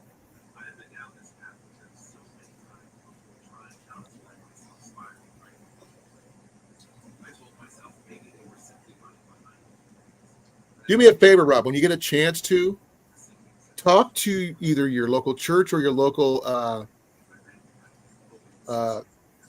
police station and see what the rules are about that, especially since if it's still on the books. Okay, then no crossbows then.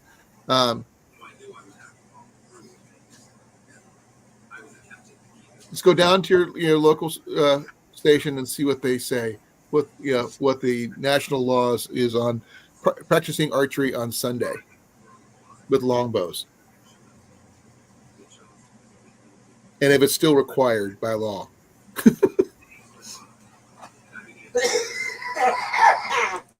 What do you think, Jason? What? I just got back from feeding the dog. Well, Rob says that the law for being required to practice with longbows on Sunday after church is still on the books. Ah, okay. Now, what would the actual local police say about that if you're actually following the law? Yeah.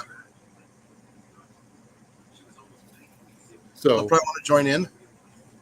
Maybe, as long as he has a proper place to shoot, I guess. But I don't know if they say it says 2 hours after church.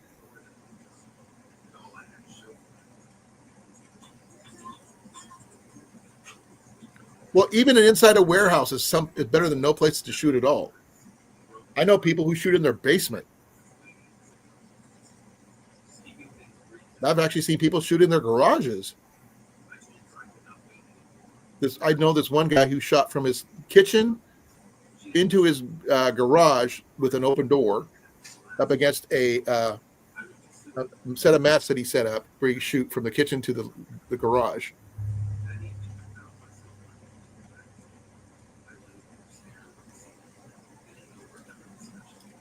That is very true. I did see them in Parliament try to say, but he was following the law, sir.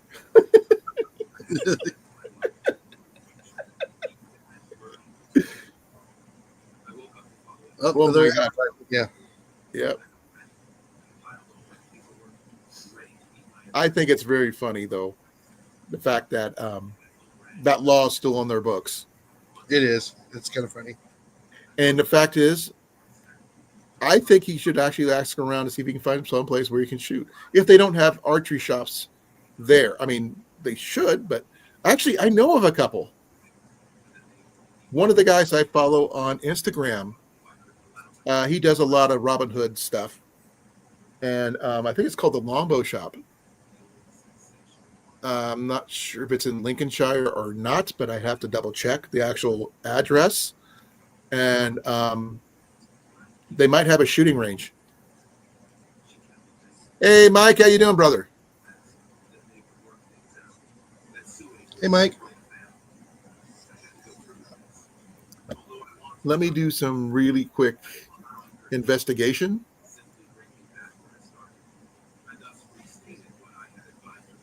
Let me see here.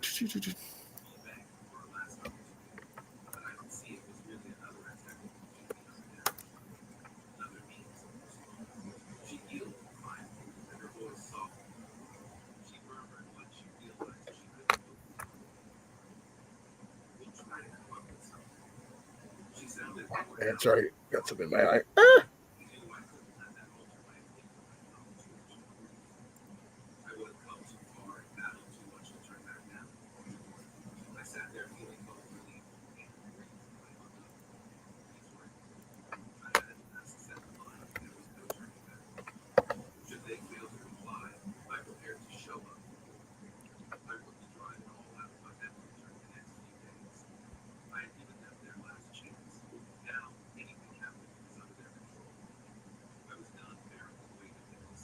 I'm trying to find this one guy I follow, and he talks about medieval history and Robin Hood and all this other stuff. And he pulls about 100-pound bow.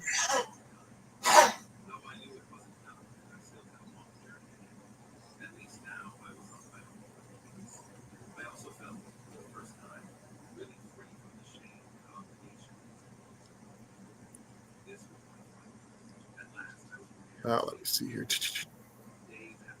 I'll see us be out on the top of the hour. He's always off on the top of the hour. So he says.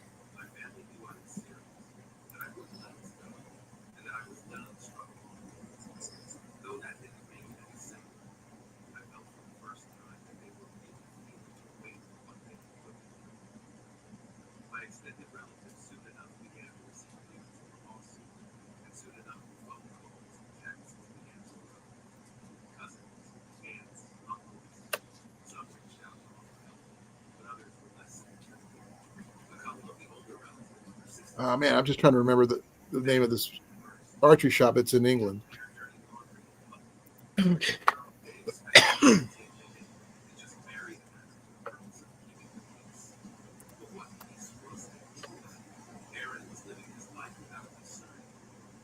Yeah, it's called the Longbow Shop. Let's see if I can find a location.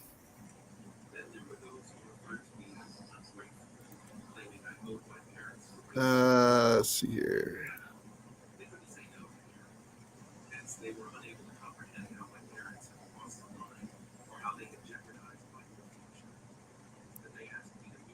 Okay, I actually have an address that Rob might understand that I don't. On what? The archery shop. Oh, That's the address of the shop. I can't read that, so I don't know what that means.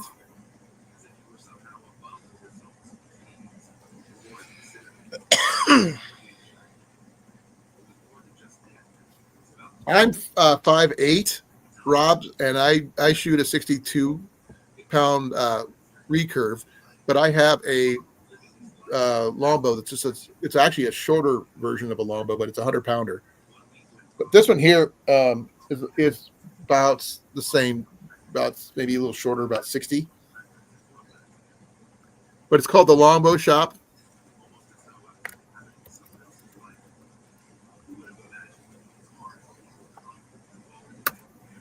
Now I don't know where that is exactly because I can't.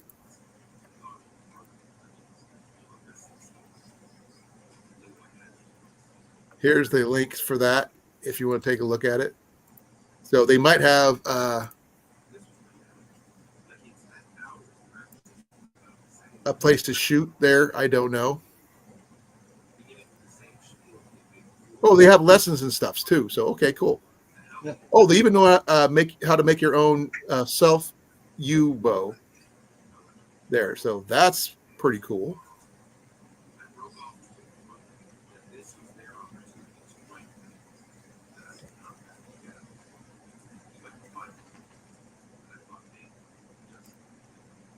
So yeah, that's something you could check out.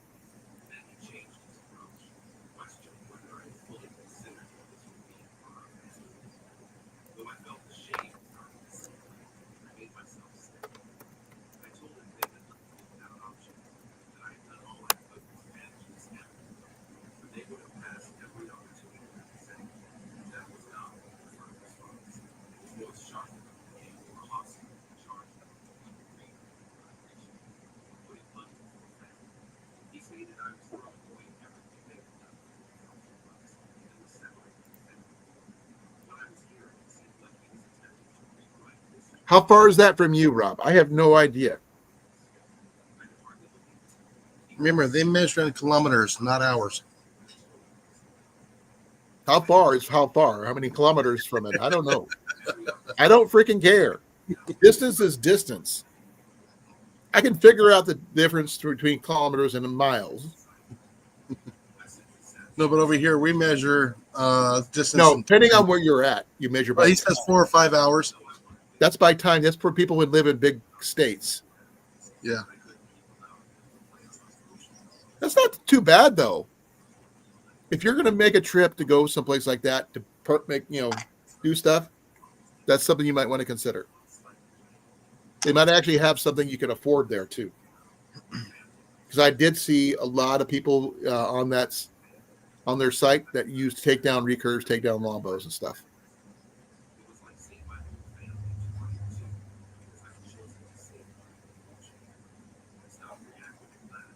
Now, I don't know what their hours are or anything like that. That's just, I don't know. Oh, here, I'll put this on our group chat here.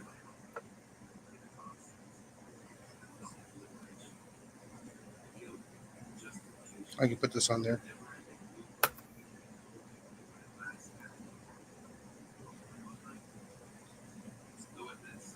All right, gentlemen, that is the recovered pellet. I got to send this to Rob, too, as well. I don't think he's part of our chat.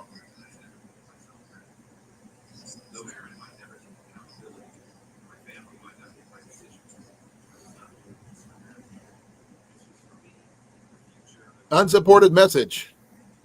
Unsupported message. That's what I'm getting. Really? Uh-huh. Just letting you know. Oh, I know. But that it's maybe the spiritual, but Lincolnshire was more appropriate from where they actually hung out. I know the history.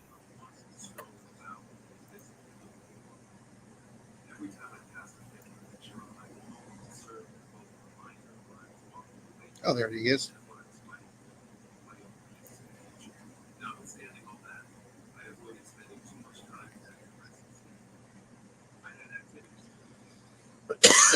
Let's see if Rob will get it. Oh, CR saw it. Yeah, that's the recovered slug. Well, it didn't come. It didn't show up on mine. It says unsupported message.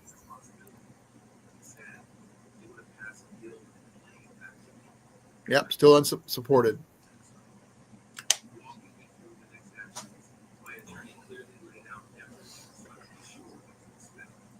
Yeah, that was 22 grains. And that is mangled. Not bad.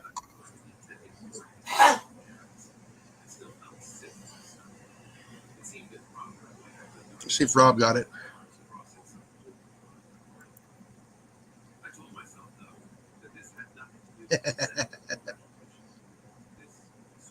Hey, it's better than the blood thinners they give them to kill the mice. I won't even do that. To me, that is a horrible, horrible death for him. I want an instant for him. Or about you know what was worse than that? The glue traps. They starve to death. No, they don't. They'll actually suffocate once they get it on their mouth. They'll actually suffocate. They're not. That's still the same thing. Yeah, I mean, it's still not something I'd really want to do. yeah.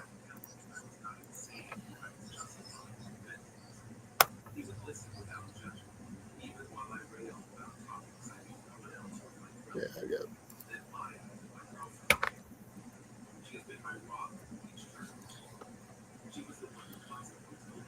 I wonder what the tin slugs would do.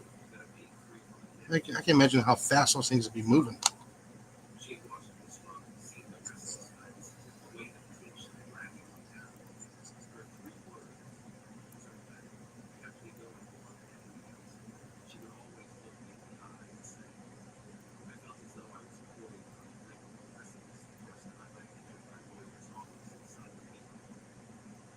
Oh, yeah. Nobody's going to say anything about that. Usually for the bugs and fleas, they'll usually encapsulate it into like a little box.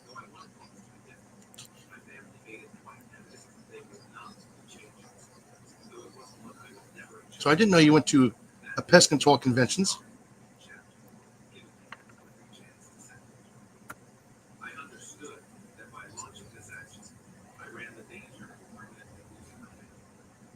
Yeah.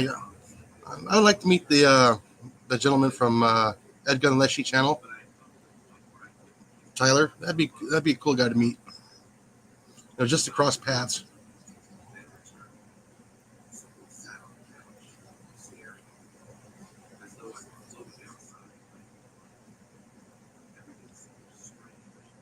You didn't know about the glue traps for rats and mice, CR, or for the insects? They've had them both out for years.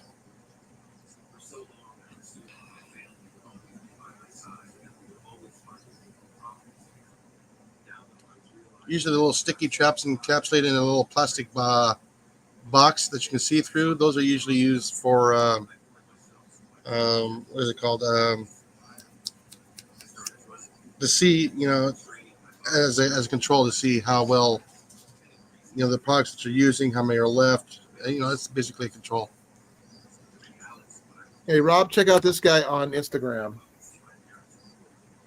He's actually got a lot of good archery information on history and tips and tricks. There's another guy who specializes in heavy longbow archery. Yeah, they got all kinds of PestCon stuff. Yeah, like I said, even when I was licensed, we had to do 12 hours a year of continuing educational points.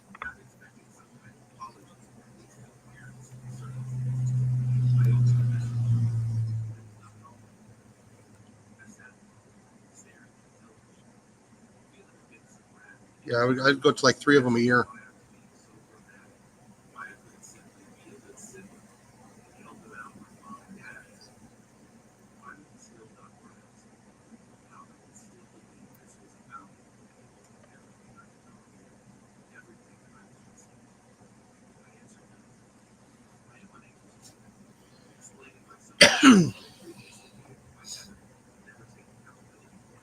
Rob, did you get those pictures?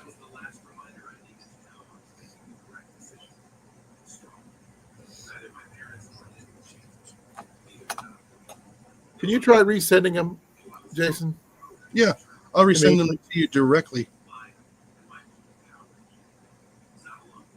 Now, which channel, which address? Instagram. Okay, like I said, I haven't got anything. I'll send it to you directly. There we go. Oh, yeah, you got them. Okay. Still, same problem. Supply your provider. Well, no, it says I have to use the mobile app. No, you got to use your phone. Not your computer. I didn't send it through the computer. I sent it through the phone. Okay, got it. Now I can see it. Yeah, those things are that thing is mangled. Well, what was the distance?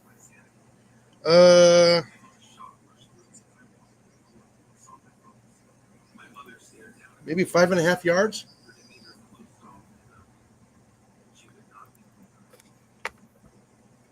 Five and a half meters, depends on how you look at it.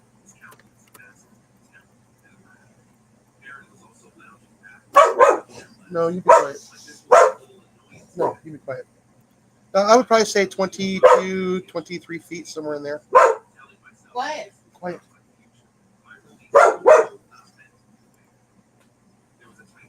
Now, if you want to see a really cool archer, No, hold on.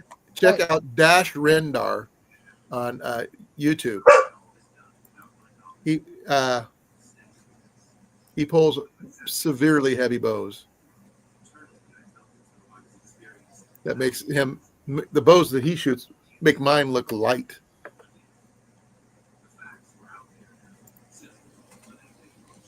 Yeah, I think I'm shooting the slug at around about 850 feet per second, somewhere in there.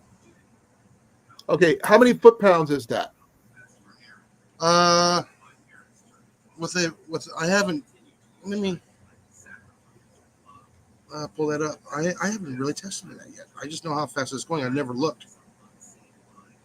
Figured with all the numbers you throw at me, I got to throw some numbers at you just to see what you can do. Because There it is. one of the things I was looking at is this Dash guy. He shoots a 135-pound horse bow. So I have no idea how fast the arrows are going out of that thing, but you got to be fast. Yeah, well, CR. An ICR about 35.25 foot-pounds. So basically illegal in England. Oh, yeah, without a FAC, yeah. Even if he's just using it for target practice, still illegal. Too many foot-pounds. Too heavy. Yeah. Put it this way, for you metric guys, it's 47.8 joules. Is that for the 135 pounds or the other way? Yeah, 35 pounds of energy, yeah. 135. No, 35, not 100. Try how much is 135? Oh, I would be having to use that'd be equivalent of a 22 LR. Yeah, he's doing that with a horse bow. Yeah. And that's not even his heaviest bow, but he's got some heavy bows.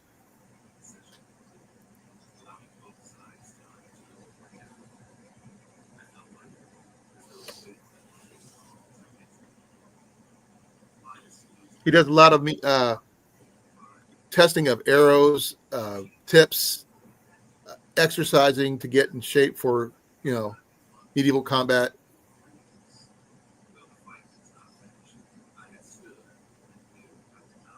He trained. Okay, he used the second strongest compound bow he's ever shot, a 100-pound King Cobra versus a set of Brigandine armor. That's saying something. He also knows how to use a old-fashioned sling with a lead bullet type stuff. Okay. And So he can hit it at 20 yards. He can hit accurately. The guy's a beast. Mhm.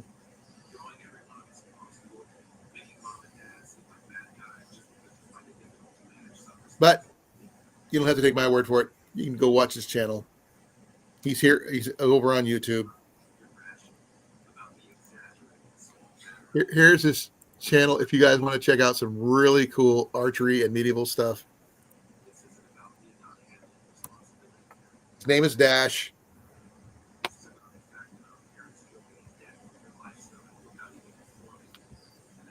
His family likes watching him shoot. Mhm. He gets his boys involved too. So, but he practices just like they did back in the day, and he practices for like 2 hours every day with various weaponry, from great swords to, like I said, slings and spears and halberds and all that stuff against real armor. Now, I don't know what it would be towards modern stuff, but be interesting to see. But I did see somebody use a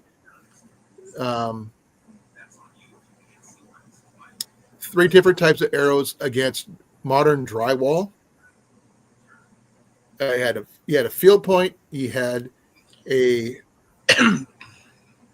cheap, flexible broadhead and a solid broadhead. And you wouldn't believe which one went through more drywall, Jason. Probably the solid one. Nope. With the field tip. Field tip. Went through 7 layers. Yeah, this is less resistance. Probably. But the thing is, that'd be enough to kill somebody. Easily. Yeah. Well, you shoot deer with it. Of course, it's going to kill a deer. Or anything else. If someone's trying to... Can you imagine someone's breaking into your house and they're like trying to hide behind a wall? Yeah. You hold them up for a little while. It'll definitely hold them up for a while. Pin them against the wall from the other side.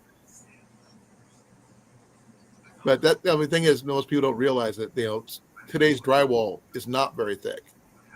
No, it's only ½ inch, and you're only going through 2 of them. Yeah. Well, it depends if they don't hit a stud, mind you. But yeah, like my house, which is like a World War II track home, might have more plaster than drywall. Might be a little tougher to go through. Yeah, most of my house, it's not going to go through. Yeah, but yours has got a lot of metal supports and stuff, right? No, mine's like got shiplap and pine on top of it. Oh, that too. Yeah. Shiplap is very durable, which is why they use it. An 1.25 inch thick pine, ton and groove, both inside and outside. So you're going to be like the 3 little pigs and be like the pig that built his house out of brick? Yeah, just about. But yeah, like I said, on the outside, there's also a 1 inch thick layer of styrofoam. And then there's the metal siding on top of that. It's your house got metal siding? Yeah. Oh, wow. We have aluminum siding, but a lot of it got damaged last year during the hailstorm. Yeah. Why do you think I live in a Faraday cage? Because that's the house you could afford. No, it's got a metal roof and metal siding. But you chose it because it was what you could afford. It was because it was available and we grabbed it. Like I said, Another one of the reasons why I was able to retire early. Well, there you go. In which we should be getting pretty close to being done paying it off. It'd be really interesting if they try to force me to retire when I go back to work. I'm only 57, but who knows? Loose hanging silk is one thing, yeah. It'll stop the cutting, but it won't stop the penetrating. Because I do know a lot of Japanese archers and swordsmen wore silk for that reason. But they didn't have to deal with the bows we have nowadays. But like I said, they also had paper armor. Some of them did, not all of them. A lot of them did. No. I've actually watched the Mythbusters episode about that. They said, well, it's plausible. It was not practical. Avert number 10. Wow. No. If you layer it like scales of a. They did it, but the thing is, it was bulky. That's the problem. It is bulky, but yeah, it didn't make a good shield. Not as good as you think, but yeah. They said it did do the work, but the thing is, they had the scales were like about that bigger, that square, but they were like that thick. Yeah. And that made for bulk, and you couldn't move, or your maneuverability was gone. You couldn't maneuver in it at all. Oh, I know. So that's why they went with laminated wood, laminated steel, that kind of thing, because that was easier that way with some kind of their version of padded gambeson underneath to protect themselves from both sword strokes, spears, arrows, the like. Well, I can see the guy up in front having that paper armor with a spear, and behind him would be the regular sword fighters, and they're just using them as a shield. I could see them just using normal people without armor because they were cannon fodder with spears, because they wouldn't trust them to have armor on. But that's my opinion, but I cannot guarantee that because I wasn't there. None of us were.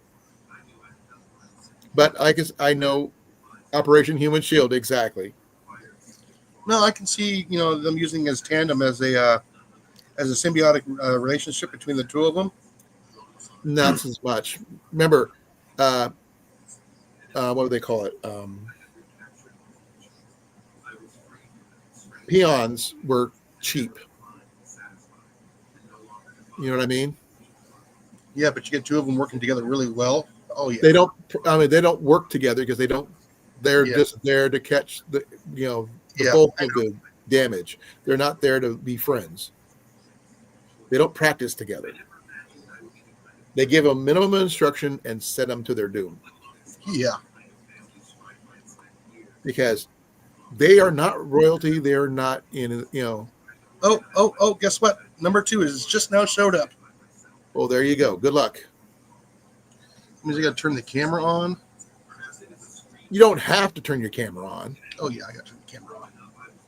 Get it zoomed in. What you need is a motion-activated camera. This is actually this is the big mouse. Remember, headshots. You can't tan one without it. Now, everybody has their preferences with what they did back in the day. I am not a knight. I am not a swordsman. I am an archer, plain and simple. Just ran away. He felt you on his neck. Yeah, this one's a lot bigger mouse too. Well, there's probably a reason why he's a lot bigger mouse, because he's a lot more savvy than most. Now, I think Jason would probably be a cannon, run a cannon back in the day. You like the power. What do you think, Jason? They're called shieldmen. No, you would be the person in charge of the cannon. Yeah, probably. I would be an archer. I'm sorry. I'd hit and run, hit and run, hit and run. I'm not going to be the guy standing in one place waiting to get shot or stabbed.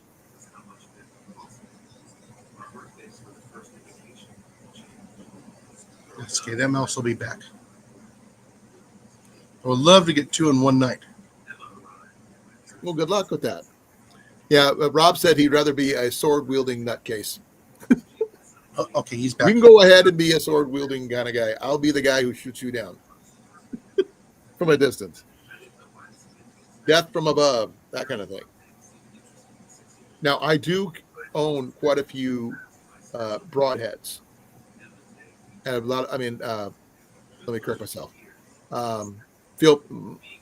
Botkins. I own quite a few Botkins. One's really, really well made, machine made. The other ones are custom made by blacksmiths.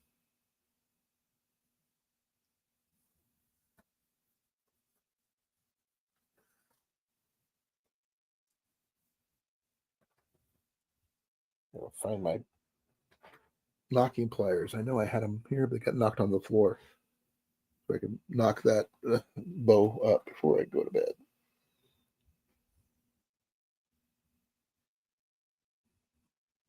Yeah, they were not known for wearing any clothes either, but those were more the let's see, what we called those? Not the Celts. Well, it could have been the Celts, but I think those were the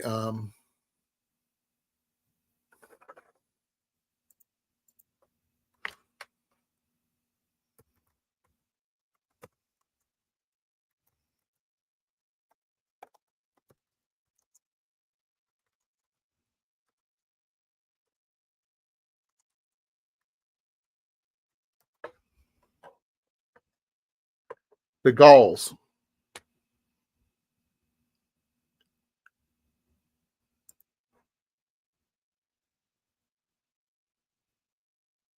The boy and the Insubres went bare-chested. Tulashibashiji, I'm not even pronouncing that right, fought naked. The Galefti.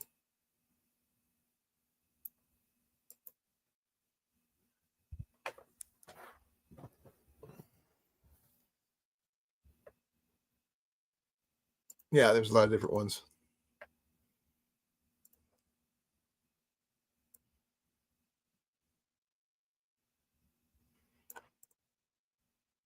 Yeah, this one here is like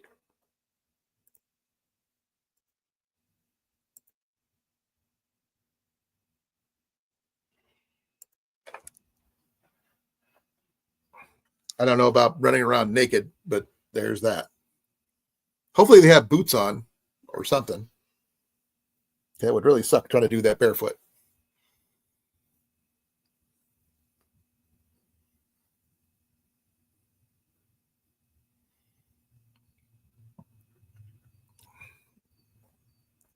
Okay, folks, I'm probably going to end this at the bottom of 9:30. I'm starting to get some heartburn going on. So, and also I'm starting to wear out. I had a really rough night last night, but right now I'm doing okay. I'm okay for now. So, like I said, before I go to bed tonight, I will redo the in the descriptions. I will put down the items that I acquired today with the links to their where you can pick them up. Rob, if you want me to try to do it, like I said, I don't have. Sorry, I just put my thing up and I didn't mean to do that.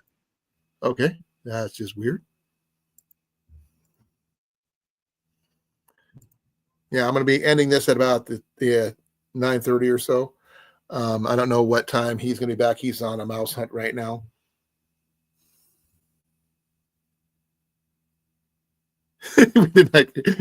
Most Brits didn't. They're Rob. My ancestors came from Ireland, even though my dad's side is from England. Yes, I'm English and Irish and Scottish. That part, the Irish Scottish, came from my mom's side. Welcome back, Mike. No, I'm getting run down a little bit. I was showing off some items that I acquired recently today. So some a new bow, a new water filter, a Firestarter, and some thumb bolts for I'm going to convert one of my bows to Anglo Celt. Yeah, pretty much.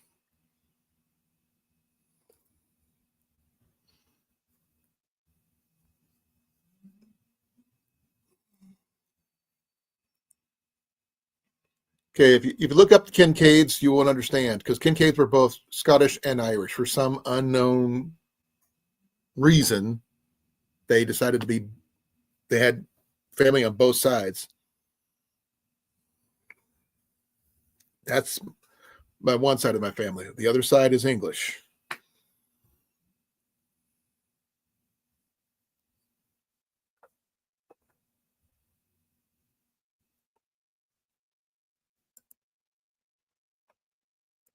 Surprisingly enough, we actually have a knight in our family way back in the day. Not much of a knight. He was a poet, but that's it.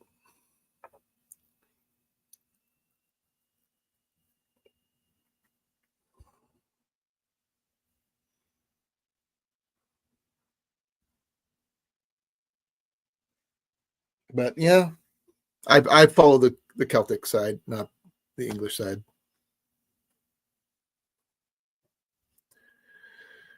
Well, I don't know where Jason's at right now. He's kind of probably on his mouse hunt, focusing on that. But I'm getting tired. Like I said, I was up and down all night for reasons above, that I couldn't do anything about. I'm tired.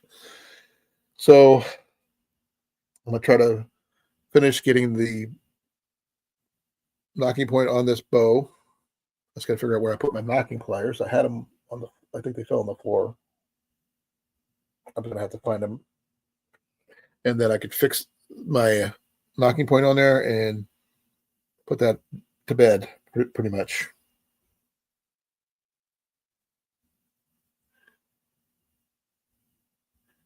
Why were you in the... You got to be careful, Mike.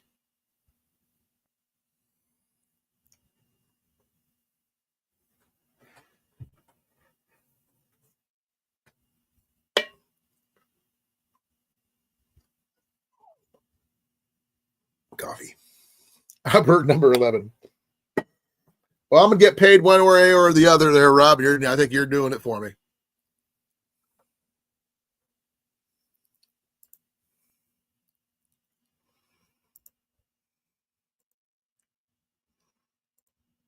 I'm checking something here.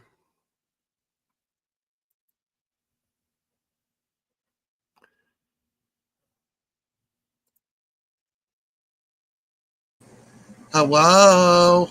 You got him. You got him, didn't you? Well, let me turn that up. Alrighty. You got him, didn't you? Oh, yeah. This is DRT. What do you mean? Dead right there. So that's 2 for the night. You're at your record. Oh, yeah. That one went totally stiff. Legs up. He went cartoon dead. Oh, yes. Okay. Good on you. I do not want to see a video. I don't want to see the pellet or anything. I'm good. A video will probably be out tomorrow. I'll probably not watch it, just to let you know. That's all right. That's not everybody's cup of tea. No, I mean, I don't mind hunting, but I'm not into rodents. Oh, no, it's pest control. I understand it's pest control. Still not into rodents. The only rodent I like to have around me is dead squirrel, which I could eat. Yeah. If I can't eat it, I don't want to do it with it. So you can eat nutria. You can eat woodchucks. I'm talking rats and mice. I don't do anything about those. No. No, I will not do guinea pigs or anything like that either, because that's just, I'm sorry. Even though I know they can get really big. Nope, don't want anything to do with those either. I'd try it. No, I actually like guinea pigs. I Yeah. think they're cool. Yeah, I'd like to try. Not so much on the hamsters, though. Hamsters are And just a little weird. No, hamster's just a Middle Eastern gopher. But gophers I've dealt with before. Not a fan of gophers because they really tear up your yard. Next to, What do you think a hamster is? A hamster is a gopher. but not in its normal sense. People don't associate them with digging in big giant holes in your backyard. Yeah. They're considered pets, not pests. And I think in Oh, geez. Someone's seen that movie, Gopher Chucks. I've never even heard of it. It's from a very bad martial arts movie. Oh, okay. He made nunchucks out of gophers.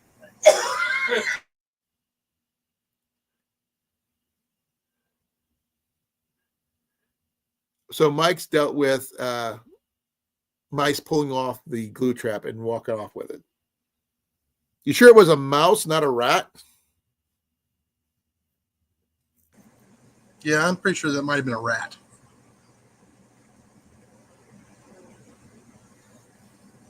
You wouldn't be able to get very far because some of those glue traps are pretty big. Yeah. No, like I said, at least I got 2 on the board tonight. I'm not going to catch Johnny Mac this year. There's just no way. Well, Johnny Mac has more free time than you do. He does, yes, but he's also staying up late at night, and he's also That's part of his free time. That's part of his free time, though. Yeah. Now, Tyler, he's been busy squirrel hunting, so he actually watched his video today. He was talking about all the different things he acquired today. So really, far. he put out a video today. I haven't been getting anything from him. Yeah. Let me check here.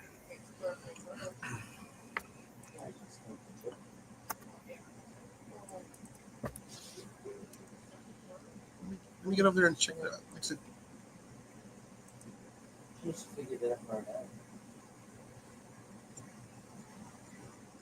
and that's Ajax Outdoors, I think, right? it's bushcraft something.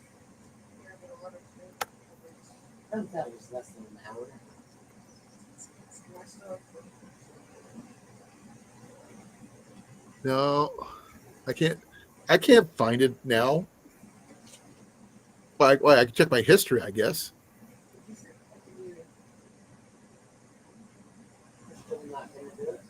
It's been a while, you know. I just don't get any notifications from him, and I have the bell on for him.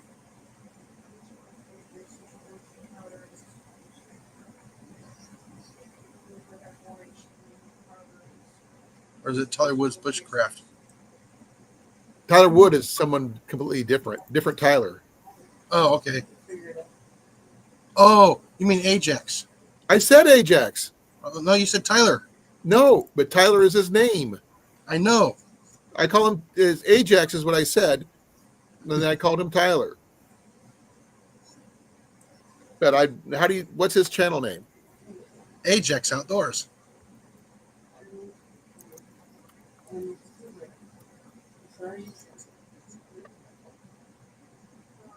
It's AGEX. I got it. Yeah, it was yesterday. He did a outdoor squirrel season update. Yeah. And today he did a 3-year review on his camera or his sight or scope or something. One Leaf NV night vision. Yeah. He did both of those yesterday. But I watched those. I have a lot of free time, unfortunately. But I'm going to be ending up in here in about 4 minutes. Alrighty. Because I was up and down all night last night due to reasons that I'd rather not discuss. And I'm a little tired.